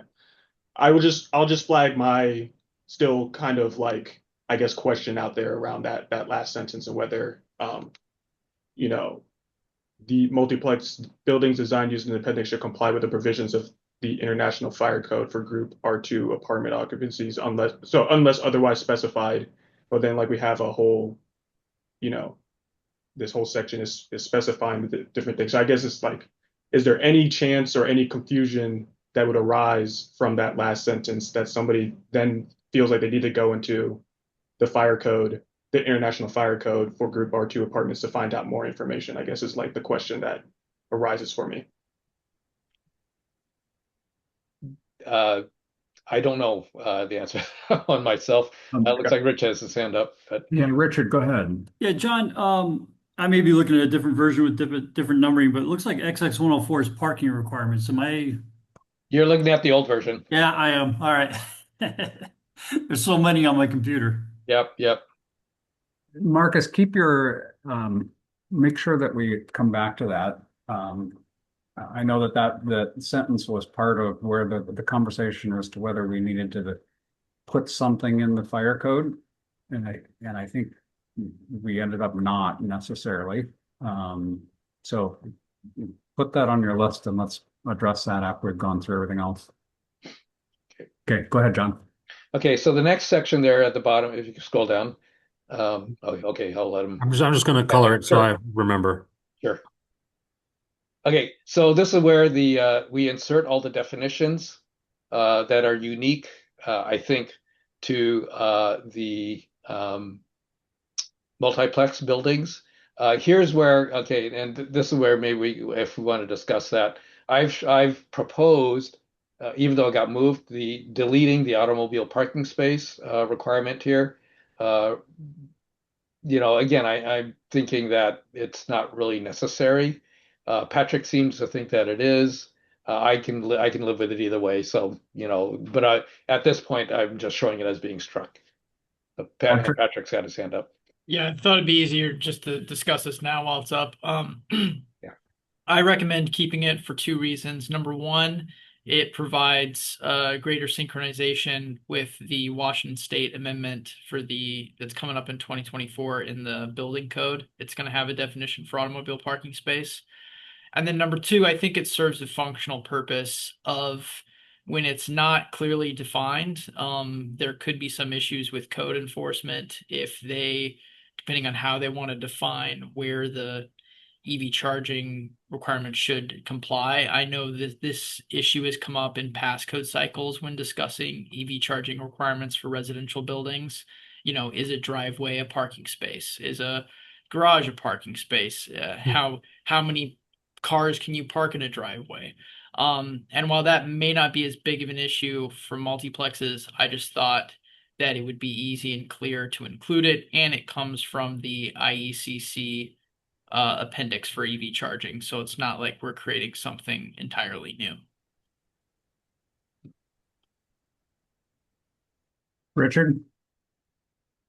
So, Patrick, I don't believe we use this term specifically in the appendix. Am I correct in saying that? And if that's the case, I'm wondering if this belongs in R202 instead. It is used once. It's used once? Okay. I couldn't remember where we landed, so I wasn't. Yeah, and that's the other thing is, again, normally in the code world, you try not to put definitions in for terms that are used only once. It's used Generally, once in the code, but it's also used in the definition for EV ready parking space. Yeah, and that's also debate. Yeah. Again, in some cases, you try not to define terms again that are only used in other definitions. But again, I'm not going to fight this too hard. If we feel that it's necessary, to keep it. Let's keep it and let's move on. And I would just add that we did go round and round and some of that with John with the definitions inside of a definition, and we were trying to keep it pretty clean because some of the IBC definitions we are specifically not bringing those terms over and using them, so it doesn't make sense to add them as definitions that are nested, right? You know, when they're nested in some other definition. Yeah. So Dustin, if you want to reject the code, the change there, that's fine with me. That's just. I'll just add, I was working with Patrick on the IBC EV charging. There's a lot of work put into that, and clarifying the definitions was a big part of that moving forward. So I would probably support Patrick's. I know that the whole EV ready, the definitions in the EV world are confusing, and we're trying to clarify it. So I think keeping it, I would be in support of that. Okay. So we added a few definitions that we picked up during our review of particularly the means of egress section. Most of these are at least well, we tried to keep them as consistent with the IBC as possible, but we also wanted to try to simplify them so that they would be understandable for people who are not used to working the IBC, and so that they were more directed toward the multiplex building. So circulation path is right out of the IBC definition. Common use, I think, is also out of the IBC. Corridor is the first one we're showing there is mostly out of the IBC. We took a little bit of liberty with that, and you can see that in the bubble on the right. If you click on it, it says the IBC definition is an enclosed exit access component. And what we did was that's one of the things that Rich kind of mentioned is that the IBC has three parts of the means of egress. It has exit access, exits, and exit discharge. We tried to eliminate all of those terminology because it's not really necessary here, and we think it'd be unnecessarily confusing. So in a lot of cases, we've used just kind of referred to the means of egress in general, and we've somewhat edited the definition for that.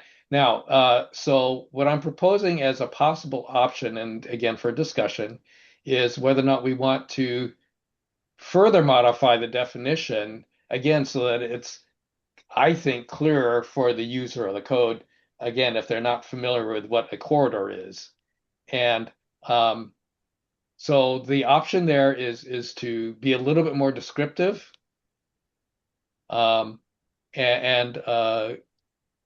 basically, it's specific to what we anticipate multiplex buildings are going to look like. And I think they're potentially more understandable, but it does deviate from the IBC.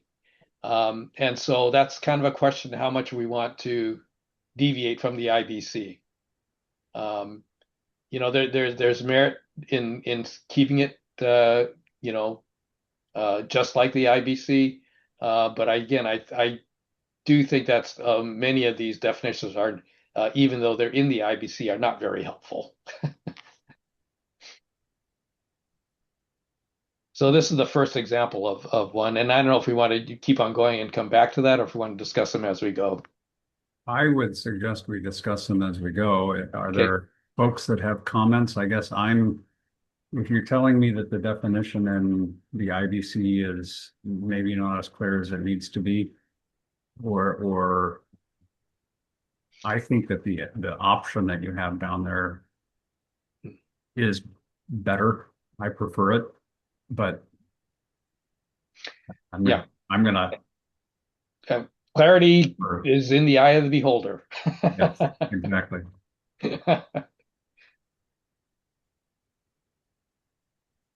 So I would support the option, but I guess I'm asking for other folks to weigh in.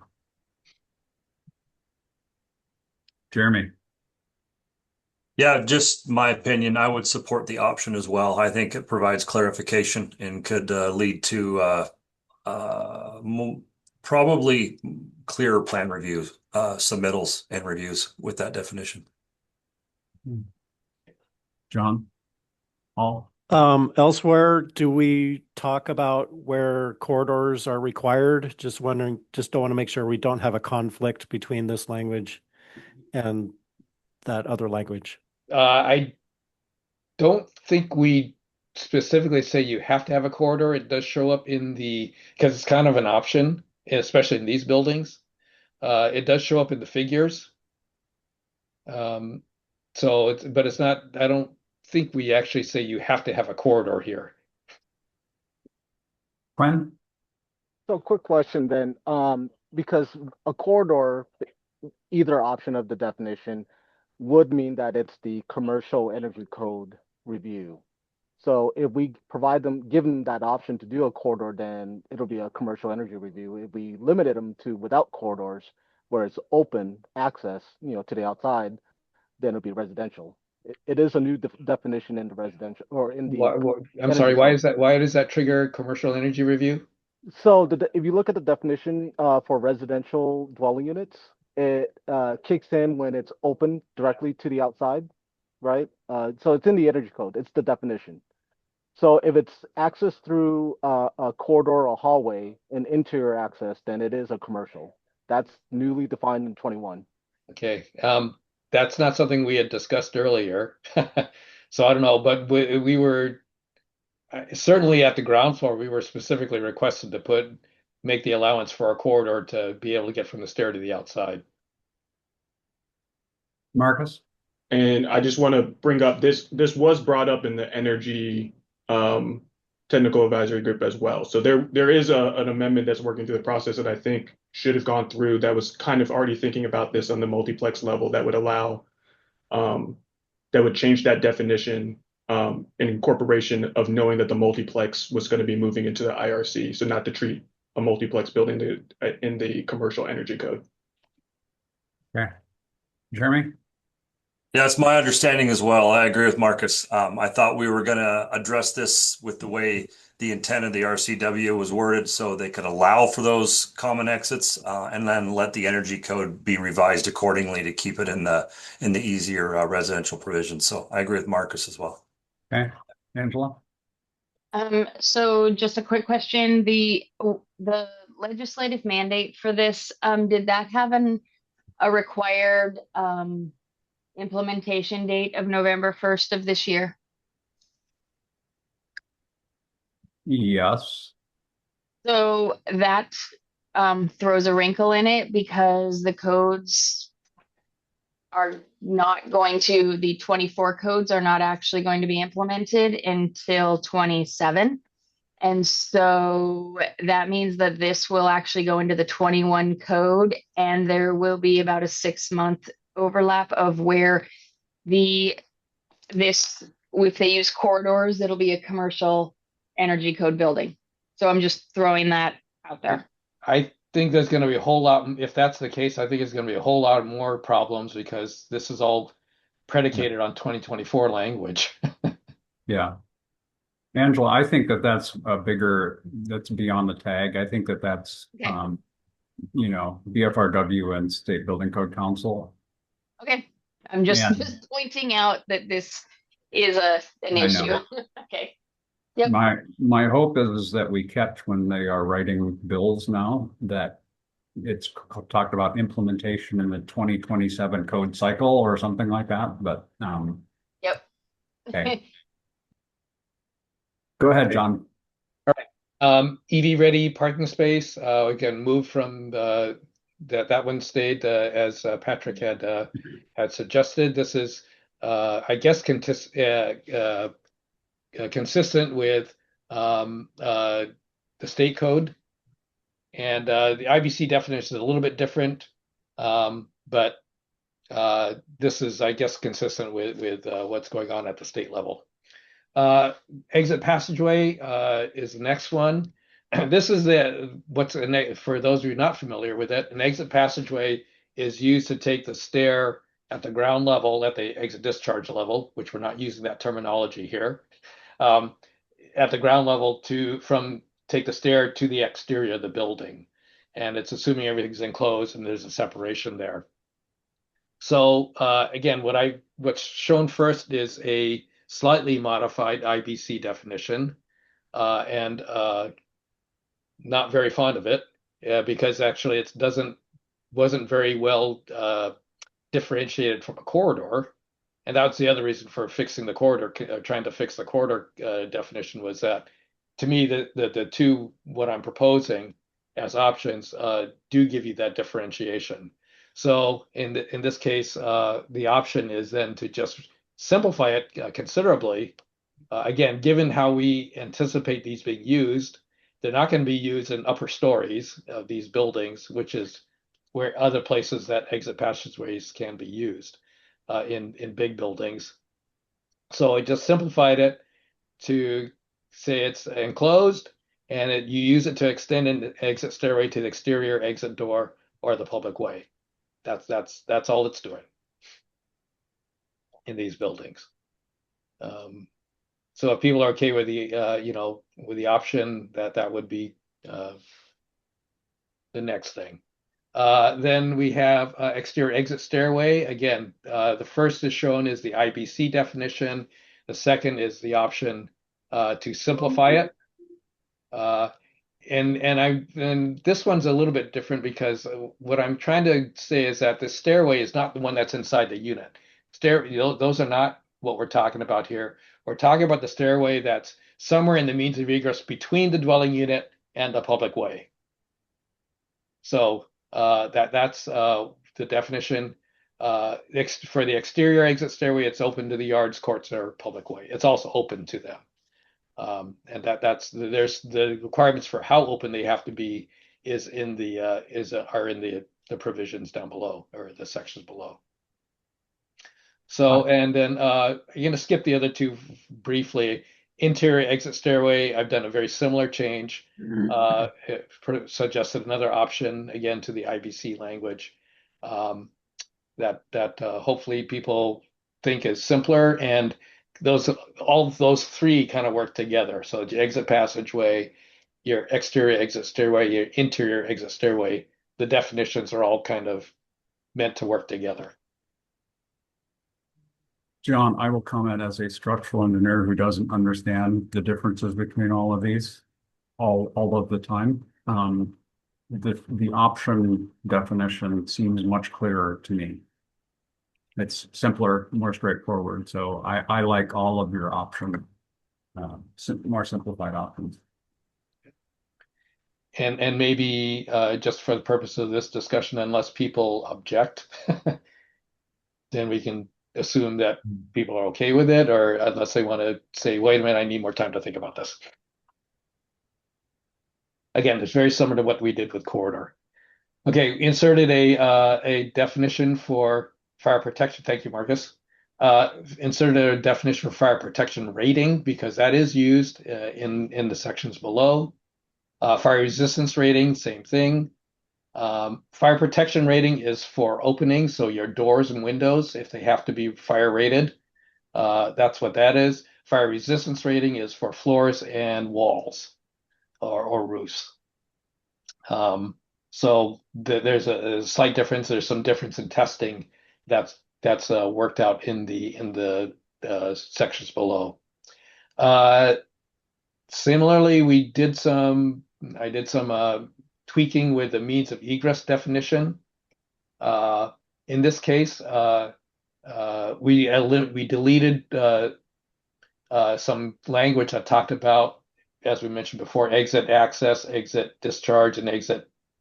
We just eliminated that language. First of all, that was commentary, and second of all, we don't use those terms here. So this does still comply, is the same as the IBC definition with that one exception. Opening protectives is a term that's used. Again, it's a fire door, fire shutter assembly, fire window assembly, something or other that's got a rating, and that terminology is used in the code or in the appendix. Okay.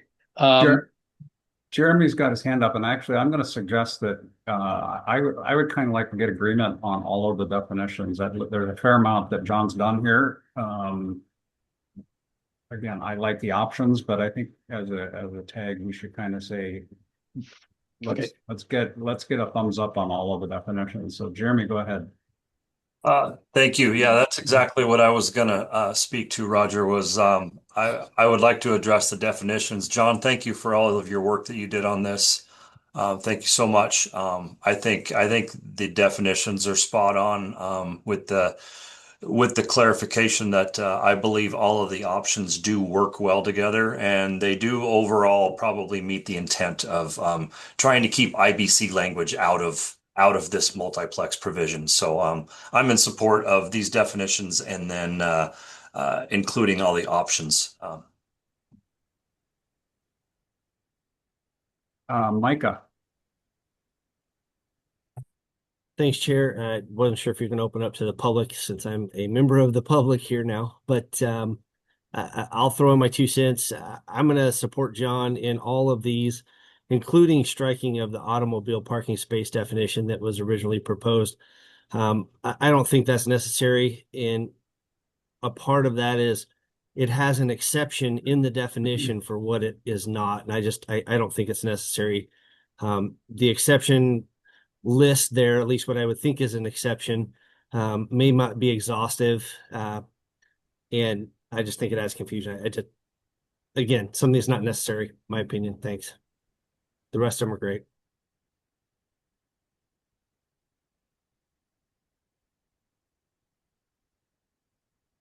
Sorry, Glenn, go ahead.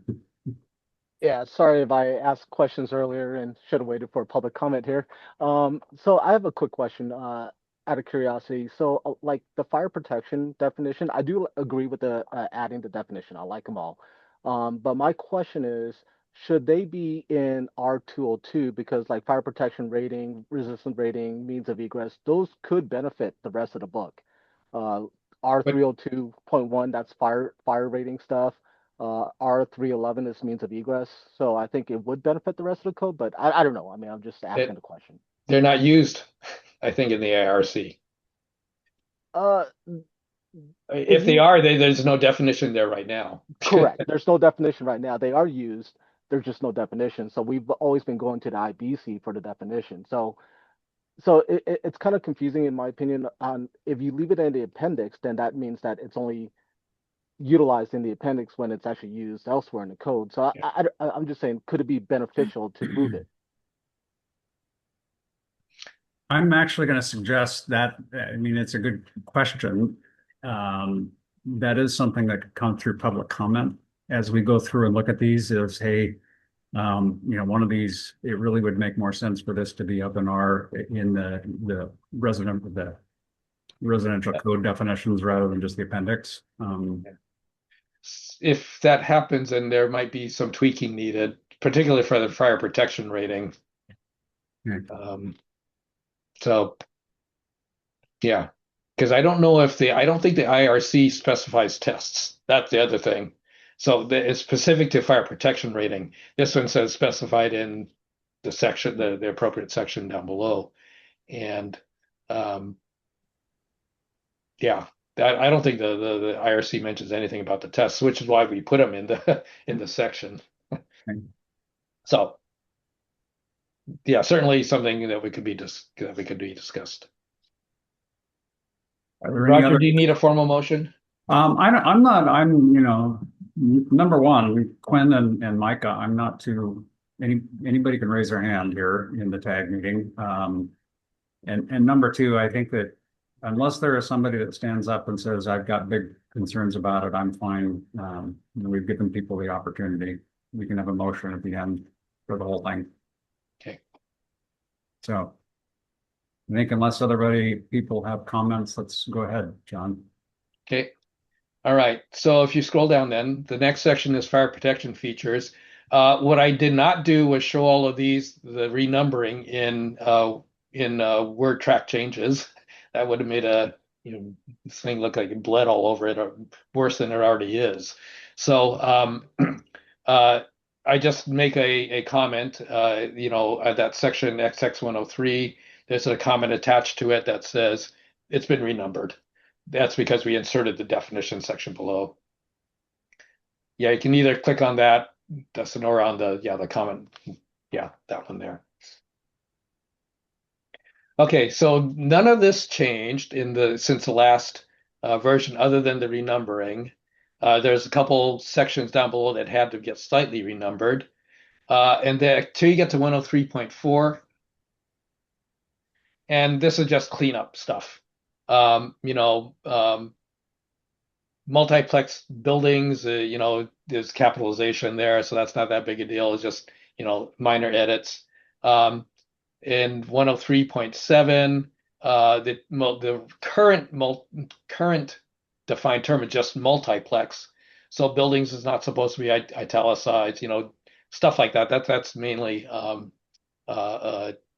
editorial cleanup. However, there someone in reviewing this on the outside sent me some questions about the fire separation distances and about the tables, and whether there would be confusion. Would people say, obviously that's a typo. The reference to, okay, let me back up. R302.1 per N1 is for buildings that are not sprinklered. R302.1 per N2 are for buildings that are sprinklered, and or is for those buildings that are sprinklered.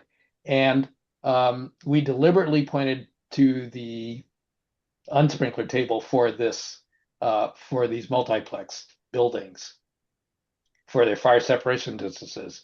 And so there were the person who sent me the comment said, might there be confusion, and might people think that's a typo?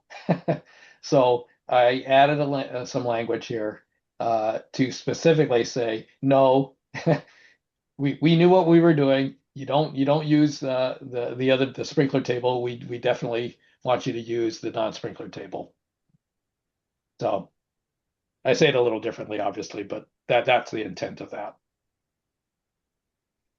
Okay, and there was at least one other place where that gets done. Let's see, 104.1, the only change there was changing the number to word 4. Let's see, again, updating figure numbers in the user note. Let's see, in item, let's see, that's 104.1.1, item 2, exception, the first item. I changed common uses to common use areas because that's the kind of the defined term. Want to keep it to that. Again, opening protection rating went to fire protection rating. That's again the defined term. 104.1.2. This comes up because at the last tag meeting, someone raised a question about, okay, what's the height of the means of egress? So we'd only talked about width, and we kept it to 36 inches, which would be consistent with the IRC. But in order not to have to add a bunch of more numbers and renumber a whole bunch of other things, I changed the section to say, okay, here's your means of egress dimensions. You've got the 36-inch width, and except for stairways, you got to have at least a ceiling height of not less than 7 feet. That 7 feet is consistent with your habitable areas in the IRC. It is different from the IBC, which would require 7 foot 6 inches. And so that's the change there that I'm proposing. That one probably should get discussed. Yeah. Again, stairways are governed further down. They have a height that are governed in the base code, which would allow you 6'8".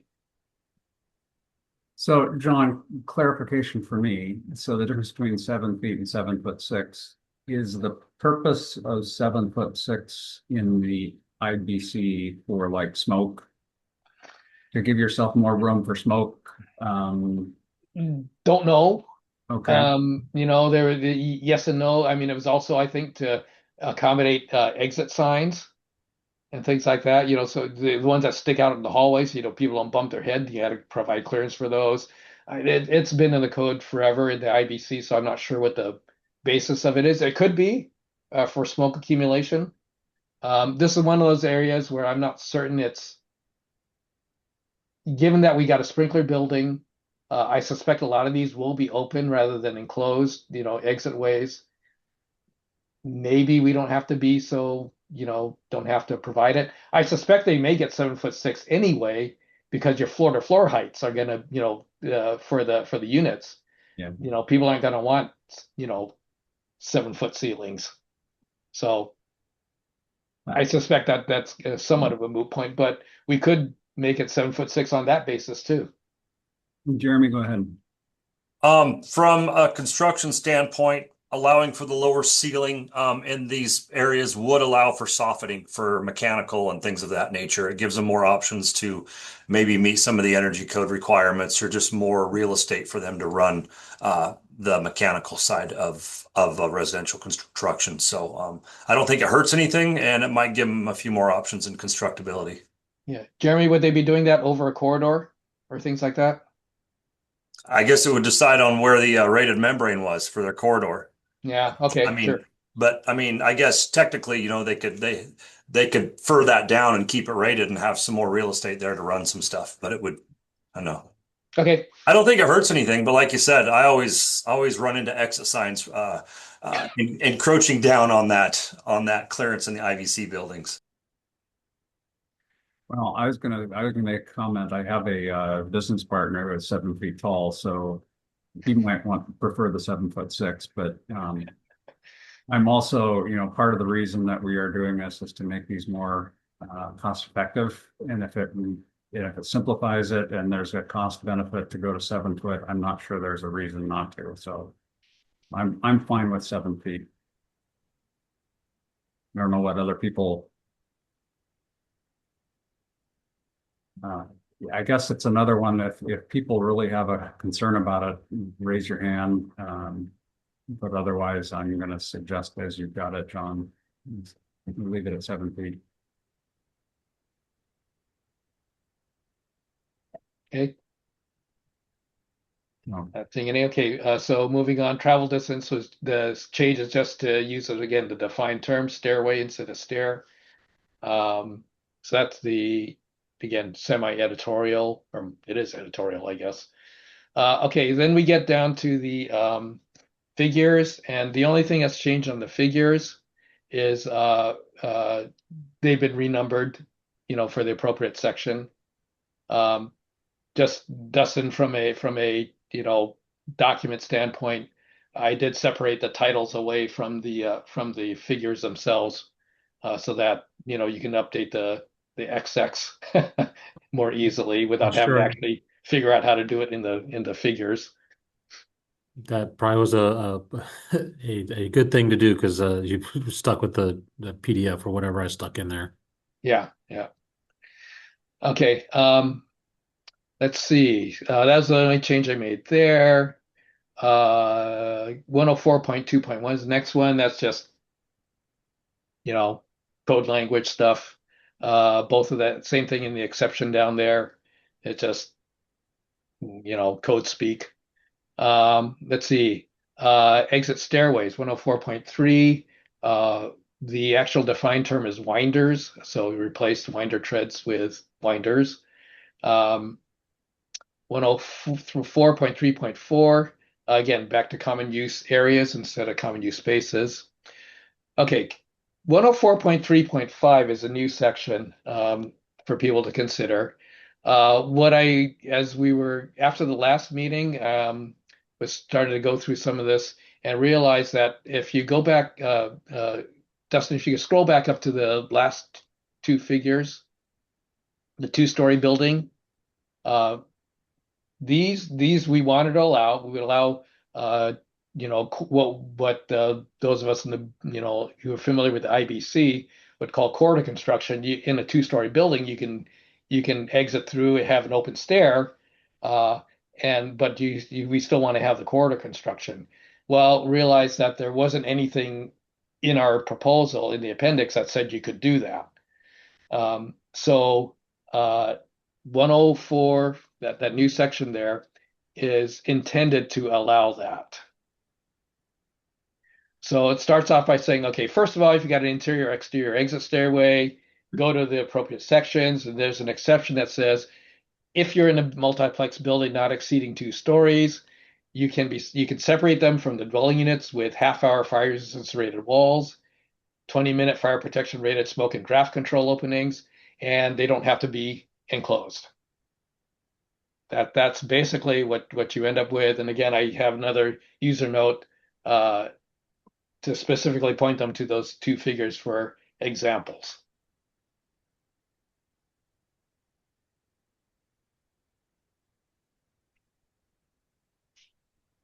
I don't know if anybody's got comments on the language or the Micah, Scott. I don't have comments on this language. I did have, and I'm sorry, I was slow to it on the headroom section for 7 feet. And maybe I missed it. Did you cover protruding objects into that headroom, or is that going to be per the current code? Because right now the current code says unless you provide more than 80 inches in that means of egress, you cannot have protruding objects. So if you allow it to be 7 feet only, which is your 80 inches, you would not allow any protruding objects to occur in the means of egress if you leave it at that. But maybe that's not relevant, but that's my question to the group. Yeah, I did not address that at all. I did not adjust, but what do they call them? Micah, is that out of the IBC that language is out of the IBC for means of egress sizing? It's 10033 or sorry, 10032 and 10331 for headroom. And so again, if you go to the 7 feet right out of the gate and you have to go somewhere else for protruding objects, you wouldn't be allowed to have any in this construction type with that headroom height in your means of egress. It may be just something we want to address it. And maybe you can, if you provide higher headroom, you can have protruding objects. And if you don't get any protruding objects in that means of egress. Just food for thought when you're addressing or deciding to vote on this particular section. Thanks. I guess the only question would be what protruding objects would we anticipate? Maybe what, light fixtures? They're not going to have exit signs. Well, will they have exit signs? I don't know. That's a good question. I don't think we address exit signs here. Yeah, it was all those things. So again, I apologize for going backwards, but I was trying to get to it and find the right sections to stick my nose in. Thanks.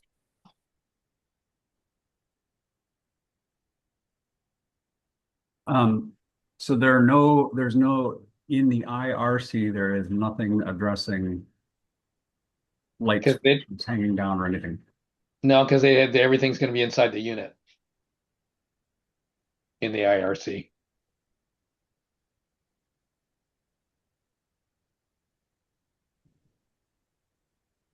And John, your question about would we anticipate exit signs in this?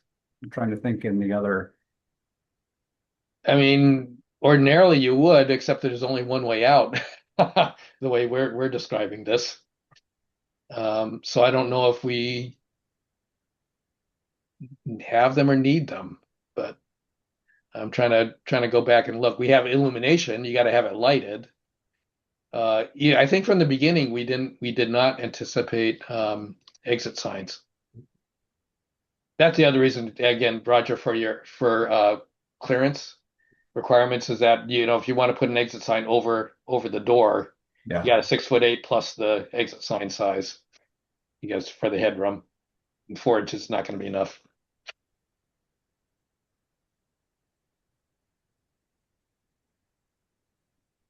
Maybe that's something again we consider for public comment, whether or not we want to address protruding objects and exit signs.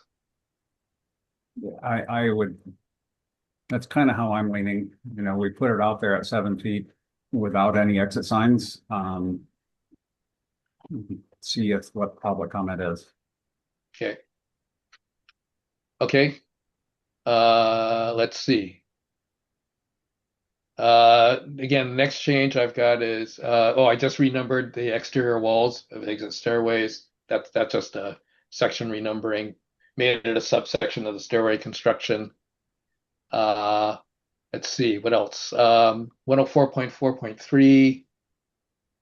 Again, using defined terms and consistent terminology. Let's see. 104.5.3 is a very good one to discuss. So 104.5.3 talks about where you can put an exterior exit stairway. And so this is your open stairway. It's your only stairway in these cases. And so we said, okay, ordinarily, you got to be 10 feet away from everything. But if you protect the adjacent building, you could bring it closer. And person making a comment from the outside, outside of the tag, um, said that this is weird. It's kind of inconsistent. They couldn't figure out what it meant. They sent me some examples of could you put this exit stair within 5 feet of the building, and that seems to be how does that work when you go back to the table? And so I looked at this and I also said, well, you know what? If you go look at what we're doing for exterior exit balconies, which is in code terms, a lesser protected, component, it requires 10 feet no matter what. Doesn't care if the building next door is the adjacent building is protected or not. So it seems to me that we should be protecting an exit stairway to at least the same level that you are the exterior exit balcony, if not more. So in this case, I even though this is language that's in the IBC, I figured that it's probably better if we just get rid of that language and say you got to be 10 feet from any other building on the same lot. And we don't know how many that's going to be. We're going to do a bunch of have a very large piece of property and do a whole bunch of multiplex buildings on it. So we thinking that this might be a fairly rare case anyway, but at least we're saying, okay, you gotta if you're 10, you gotta be 10 feet from the lot line or 10 feet from other buildings on the site. And that's from the edge of the stair. There was some question about whether you measure to the building or you measure to the stair. This is from the stair. So Marcus. Yeah, it's a good explanation, John. So my only question, I guess, is on if that language wasn't stricken there, how close could you get if it was protected? I guess is the question. Like, what is the difference that we're shaving off? Is it from 5 feet to 10 feet? Is it 7 feet to 10 feet? I guess is what I'm asking. Yeah, there's some interpretation questions in there. Part of the discussion I had with this other person was, is a stairway part of the building? And if it is, then you would go to the table, which would say if that building, it's kind of weird. I don't know how to describe it. I don't know, Marcus, if you've dealt with imaginary property lines between buildings. Mm-hmm. Okay, so you would have, if you take these two buildings on the site, you would draw an imaginary property line somewhere there, and you protect each building appropriately. Well, if their imaginary property line is right up against that adjacent building, first of all, that building has 1 hour walls and no openings.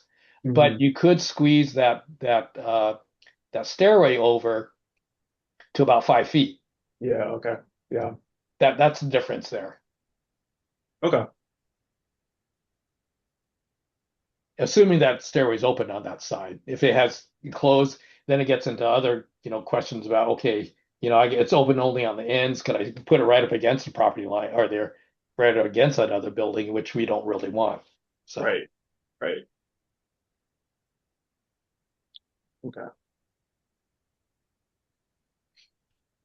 We had one thumbs up, and my opinion is I think that trying to anticipate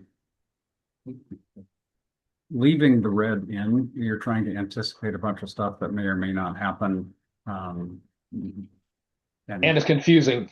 Yeah, my only comment is if you need a period after the word lot. Yeah, sure. Okay. Okay. The next change is 104.5.5. Again, just cleaning up the language using defined terms. No further changes until we get to 105. Can we skip? Okay, sorry. So we renumber the parking requirements, and maybe we can skip this for now and discuss the other one late. The changes for that. This basically incorporated all of the language I think that Patrick had proposed, and just we did some italicization and things like that to fix that. 106 accessibility is just renumbered. Same thing with 107, 108, and 109. 109 just has again minor correction on the italicization. So that's the extent of this version and the changes suggested. Okay. Micah. Thanks. Is now the appropriate time to ask questions on the EV parking section? Maybe we can look at the other version first before we do that. Okay. The other thanks. version incorporates the details of the, right? Yeah. So Yeah. let's do that then, Micah. But Quinn, Quick question. Yeah, quick question. Are we evaluating allowing occupied roofs in multiplex? I can't remember if we prohibit those. Only reason I asked is I saw the attic stuff and I was like, oh, okay. So then what about the rooftop decks? I believe we touched the topic and disallowed them as far as common use on the single exit, allowed a limited space on the private unit decks for a rooftop deck on a single exit. And I don't think we've addressed the topic here within this body. Yeah, this would imply that private decks probably would be allowed. So we say common use areas that are limited, extremely limited. That's in 101.1, the scope. So you can't have a common occupied roof, common roof deck. Is the way I would interpret that anyway. 101.1. All right. There you go. So the exception to item 1 there, you got a residence apartment use only, no common use areas. So that says, first of all, no common roof deck. And then you allow some common use areas, but does not include a roof deck. Okay. And Marcus. Yeah, my only thing I was going to circle back up to this top, and I know, John, you had a comment in terms of, I know you've done the cleanup between the multiplex and whether it's multiplex or multiplex building. I don't know if we decided one way or another. It doesn't really, I guess it doesn't necessarily bother me, I guess, either way. So if it's simpler to just keep it how you've already done the cleanups, then I guess that's probably what we should do. But yeah. So you're talking about the highlighted area, Marcus? Oh, I'm talking about before we got to this, up above even more.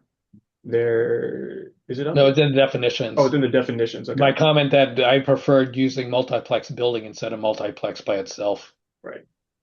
But that is it's in the R202 definitions, right? Not this appendix definitions. Oh, right. You're right. No, you're right. Yeah, it's further up. You're right. Correct. Yeah, here. Yeah. So right now we have multiplex, and it was discussion of whether multiplex building, type of thing. But I saw throughout the document that you already had adjusted things to multiplex, so that's why I'm kind of just like, all right, it's probably good where it is. John, I have a question about 101.1 and the highlighted the spot that Dustin. I don't have this is a code writing question. Those two sentences below there, the multiplex building not complying with, and then the unless otherwise specified, those are kind of addressing two separate topics. The first topic is if you're not complying with all of these, you need to go to the IBC. And then the second sentence is really, unless specified, all multiplex buildings, you do have to go to the IFC. Should those be separated into like a 101.11 and 101.12? Or is it okay?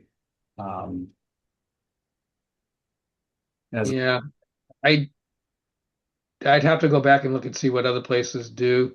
I don't think it hurts to have it this way. Okay. but it's all part of the scope. Okay.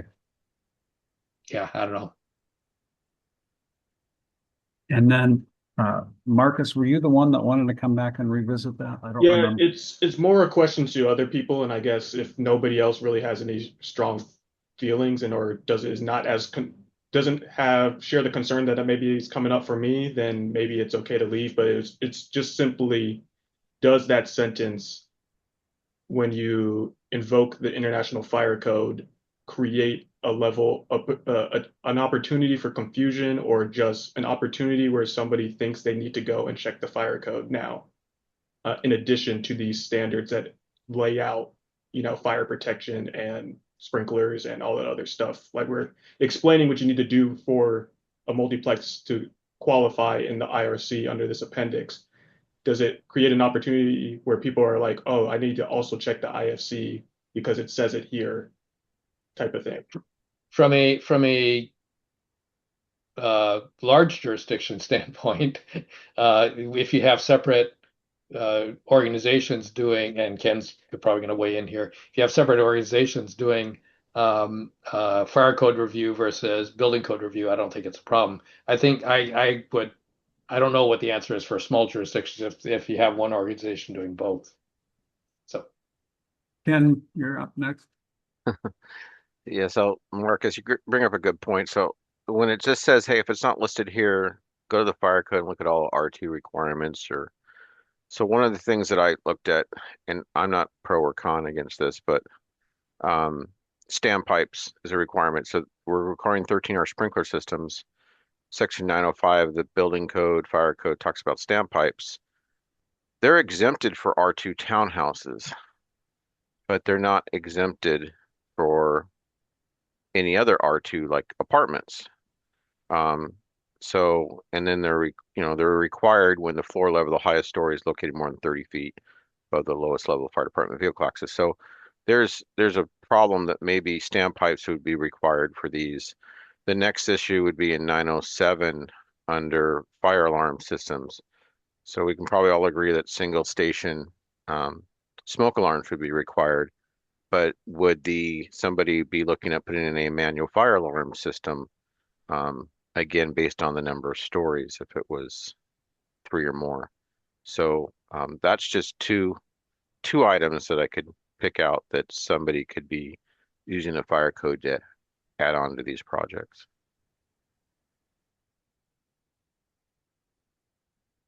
Okay, Richard? Yeah, Marcus, I think you bring up a good point. In reading this, I think the whole point of what we've been trying to do is to keep people from having to go to the IBC for these requirements that are in the appendix, right? And with this one sentence, and not considering so much the jurisdictions, but the designer, right? They read this sentence, and now the fire code applies. I think that could be confusing to people, given the audience that we're trying to convey this to. and Roger, I would add a little bit based on the discussion we had earlier on the single exit. What this could trigger also would be the fire, whatever the fire plan or whatever that thing was called.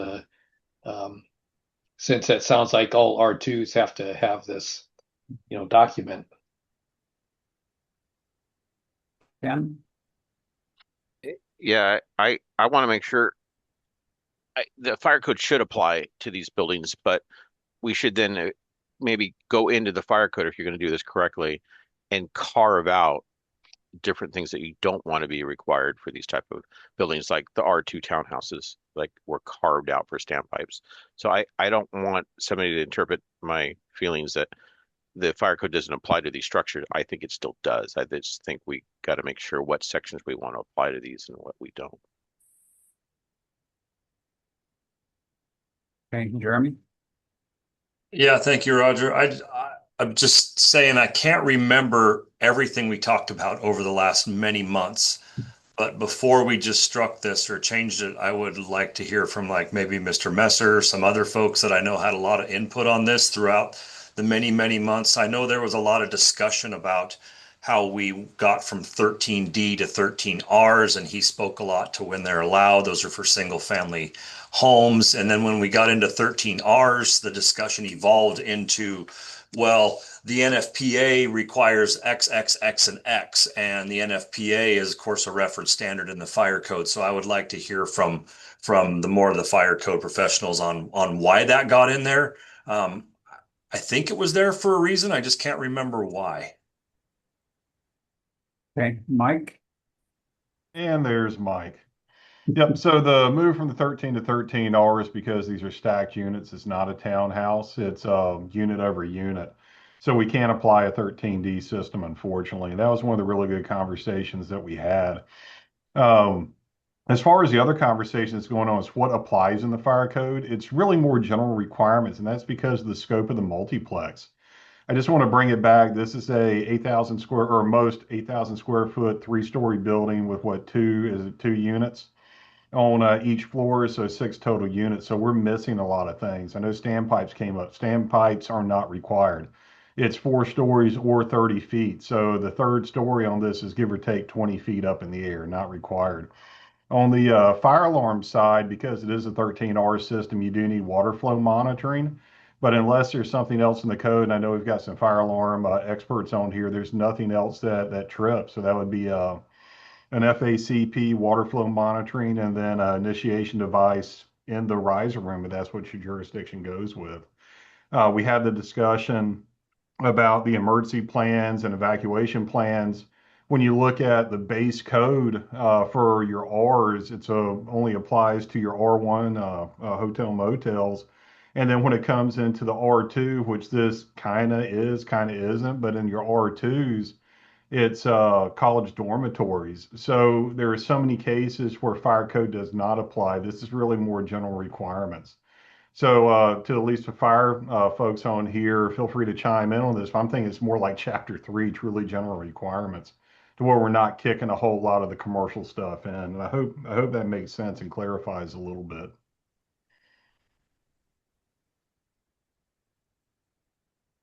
Bertha? I'm reading here that it shall not exceed 60 feet in height, right? 3 stories and not to exceed 60 feet? Yeah. The 60 feet is there, I think, because of the 13R system. Hmm. Oh, no, I'm just saying because Mike mentioned that it's 30 feet. So.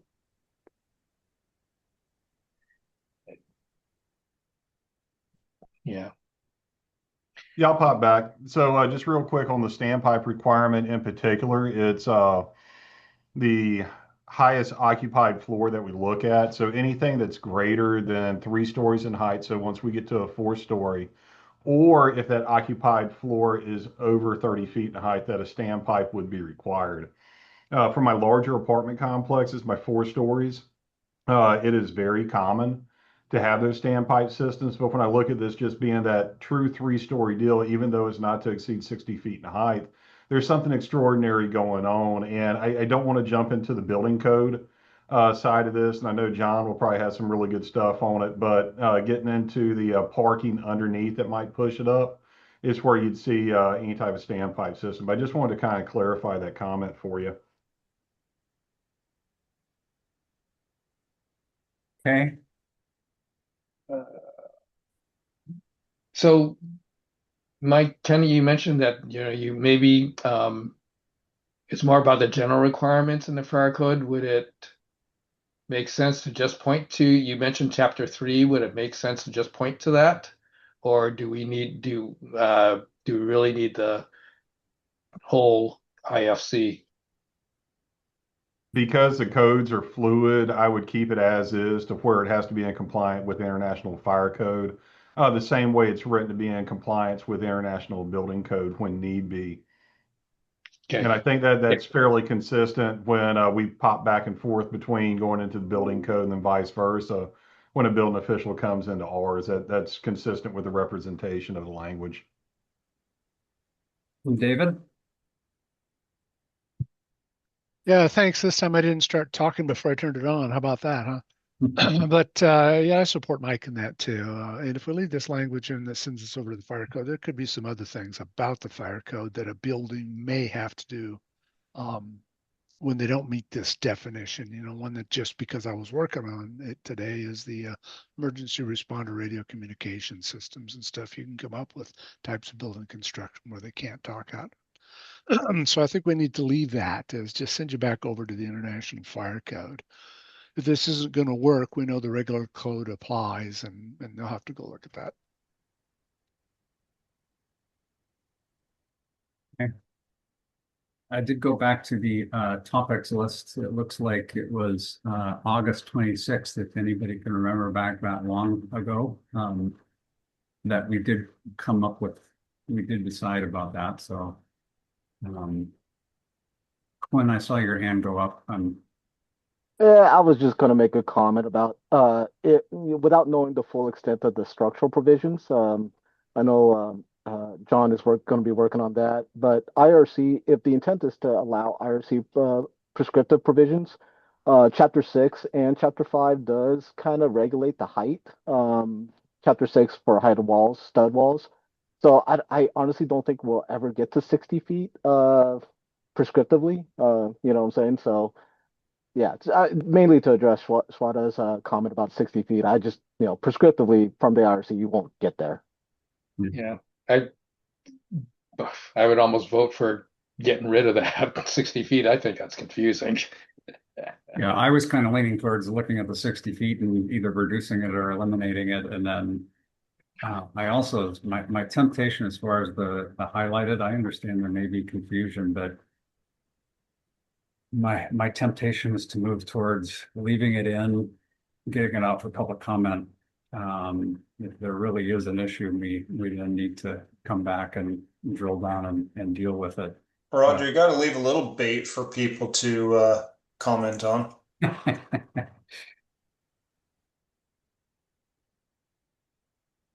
And I also don't know, as far as do we need to get rid of the 60 feet in there?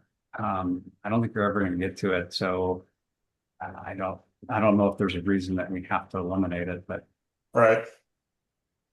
It's not hurting anything and it's not gaining anything. Which the argument is, if in that case, remove it. But the only case where it might be is if you put it on a cliff, it's really steep hillside or something. But that's why we have geotechs and structural engineers. That's a whole different ball of wax.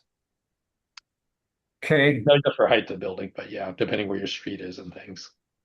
Well, let's go ahead and do the EV charging, I think, and then we can kind of wrap up around everything. We've got 15 minutes left. If we're faced with, I might ask people to go a little bit longer today if we can, if we think we can go ahead and get through the whole thing. Roger, I have a hard stop at 4 today.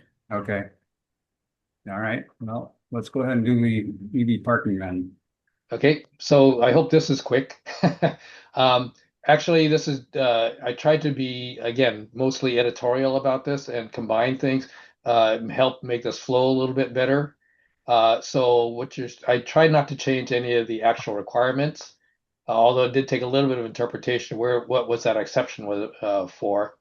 But so essentially I combined some sections, moved one section around and got rid of what I thought was kind of redundant language. And Patrick can certainly weigh in on this since this was his, and he did send me an email earlier, but I won't speak for him. So again, we're talking about where shared on-site parking is being provided, and it's only if you got new dwelling units and new multiplex buildings, which is kind of what was in the sections down below. You provide 20% of the spaces shall be EV ready, basically. And you round up the calculation threshold number. You don't have to, the exception is that you don't have to provide them if there's no public utility or commercial power supply. So the next change in the next section was to delete, again, some of the language that has now been moved into 105.1. and then moved some of the language that had to do with charging infrastructure actually into the section that is about charging infrastructure. So you got to have the minimum 40 amp circuit, branch circuit, et cetera, et cetera, et cetera. It says then goes into you're permitted to be installed such that EVSE or future EVSE can serve multiple adjacent spaces.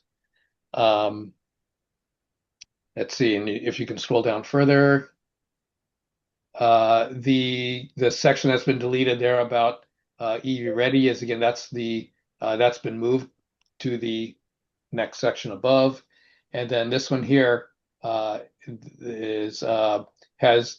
So I moved what Patrick originally had, the electrical vehicle charging infrastructure for accessible parking spaces as the last section.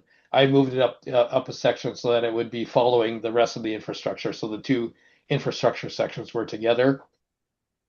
And then the last one has just been renumbered.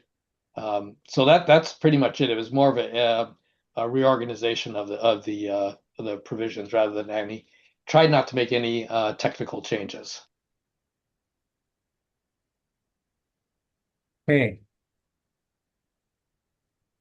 And actually, Dustin, this section I pulled off of, or the version I pulled off of the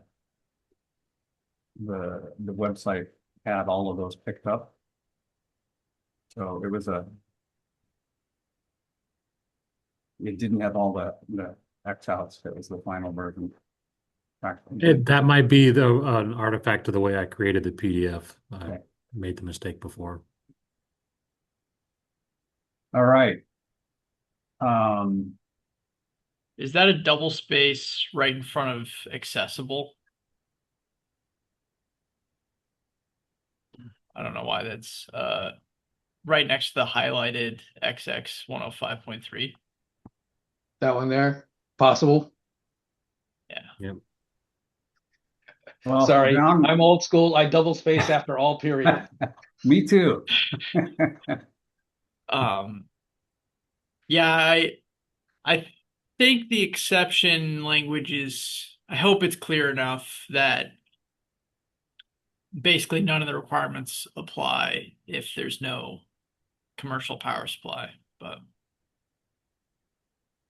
Patrick, when would you say there's going to be one of these that there's no commercial power supply? if you're building something in like a super, but I don't know for multiplex, that comes from the building code state amendment, and that's been in there for a long time. And there's some similar language at the model code level. I think it's just kind of covering their bases that if you're building something in a really rural area where there's no public utility or commercial power supply, that you don't have to do this. Okay. All right, so we have 10 minutes left. Dustin, you created the actual change proposal document. Micah, you have comments? I did, now that we're in this section, and I appreciate all the work on it. And Dustin, the one online, it incorporates all these changes, so it didn't show this. Can we go to section 104.2? I just have a clarification question. I guess it would be 105.1 on this document. So again, I'm not sure what document we have to go off of online. I'm looking at the one that says EV update online. Either way, I think it has the same sentence. It's where shared on-site parking is provided, 20% of spaces provided shall be EV ready spaces. And maybe this is an assumption. Is that 20% of the shared parking spaces or 20% of all provided spaces? The reason I ask that is because if we leave the definition for automobile parking spaces, that includes interior to the building parking spaces. So in this sentence, it could be construed that 20% of all spaces provided, including the interior ones, shall be provided with EV or taken into this calculation. That's my kind of concern. I get there's a comma there, and this is about on-site parking, At least in this version, John, again, the one I'm looking at, it doesn't have the title for on-site parking specific to that thing. What I'm looking at online, again, I don't know which one we're supposed to be looking at. I don't see 741. this one online. I think it is there. 741. Yeah, I don't know. Again, Yeah. there's one on there. There's one online that says EV update. So again, that's the one I pulled up. And if that's not the right one, I don't know. That was the right one that I was planning to use, but because those are incorporated into John's documents as well, Okay. my plan did not survive contact. Gotcha. If we add shared spaces, would that solve the problem? 20%. I think it would. That's kind of my question, because there's nothing here that says shared spaces other than the opening of that sentence. But again, if you're providing shared spaces on the lot, this says all spaces should be counted in the 20%. Is how I would read that. And I don't think that's your intent. Personally, I don't. I was use whatever language was already there. So if if that meets Patrick's intent, then that would be fine.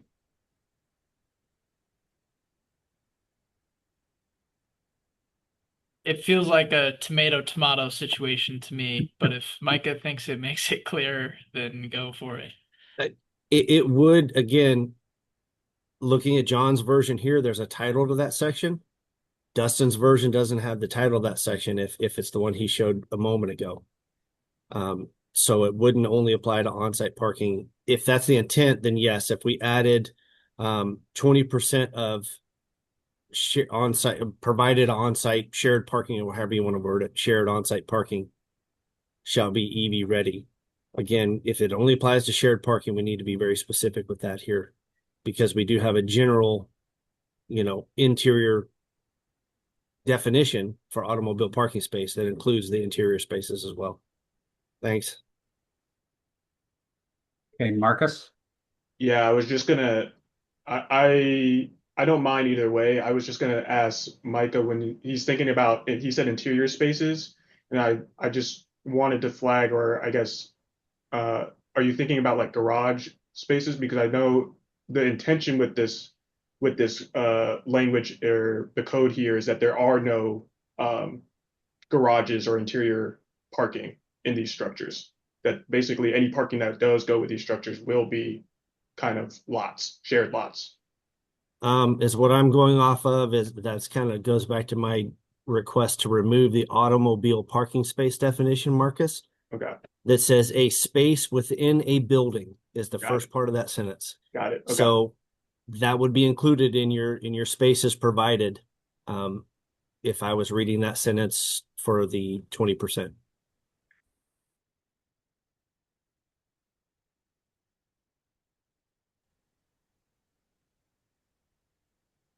Probably nitpicky, but I think it's clear if we want it for shared spaces only that we provide that language. Thanks, everyone. Automobile parking space says a space within a building or a private or public parking lot. I feel like this might be a good spot to use the definition. 20% of shared automobile parking spaces, or it could just say of 20% of automobile parking spaces provided shall be EV ready.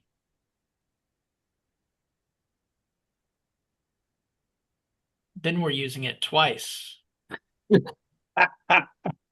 That's up to the tag. I know you guys are down to 5 minutes. That was my only question on the EV. Other than that, thanks, everyone. I think if it's a tomato, it's something that we can certainly get the tag and put it out there, and we can address that during public comment. And the automobile parking space conflict, kind of think it's the same thing.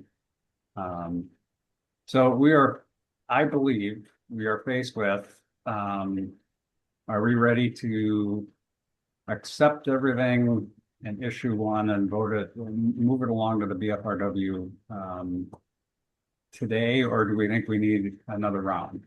So Micah, your hand was up. Roger, just for clarification, Dustin added shared on the screen. Are you indicating that comes out and becomes public comment, or you're okay leaving shared and the automobile parking definition becomes public comment? Just want to be clear on what they're saying. it seemed to me that the shared does make sense. But I think we are getting pretty nitpicky on exact language. Yeah. I know it's a benefit. And so I guess I'm kind of asking the tag. My purpose to begin with was to get us through and say, here, we're ready for this to go to BFRW today. Dustin has a hard stop in 3 minutes. We're down to, fine tuning things here and there. My preference would be for us to make a motion to approve this whole document and forward it on to BFRW. I would offer if there are any of these, if somebody picks something up tomorrow, as this gets presented to the BFRW on Friday, we can make those a minor tweak here or there, and then move it forward, and we can address anything else that comes up in public comment. So, John? I'll make a motion that we move version R7.3.1, which is as Dustin has modified it, and R7.4.1. So basically to replace 105 in the R7.3.1 with R7.4.1 and move those to BFRW. I'll second that. Richard, second. Is there any comment?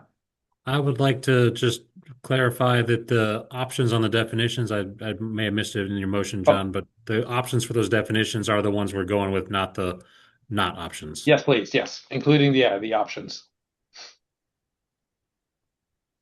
Is there any other discussion? Dustin, I'm just going to make a comment. I think it's vitally important that we get this updated version out, even everybody here, so they can do one more read through before Friday. Looking at a clean version of everything. So a request. I can definitely get it out tomorrow. I can't get it online tonight. That's not happening. But I can do my best to get it online by noon tomorrow. I think that's good. Roger, when you ask for a clean version, you're asking for a non-tracked version? Yes. Okay. I'll create a R8. Up everything black, like here, this is the version that's getting sent forward to the BFRW. So we can read through one more time and make sure there isn't anything. So I think that big moment for our group. I'm going to ask for all those in favor of passing this on to the BFRW, say aye. Aye. Aye. Aye. Anybody opposed? All right. I think that pretty much wraps everything up. We will, and the document, the comparison of the IRC to IBC, let's continue to try to fine tune that. I think Richard was the person that put that together, I think. Truly fine tune it. Let's send it around by email. I think it's a really good document to attach to it. If I could have that document ready by Friday, the most current version ready to submit or include with the to the BFRW, I think that would be good. So yeah,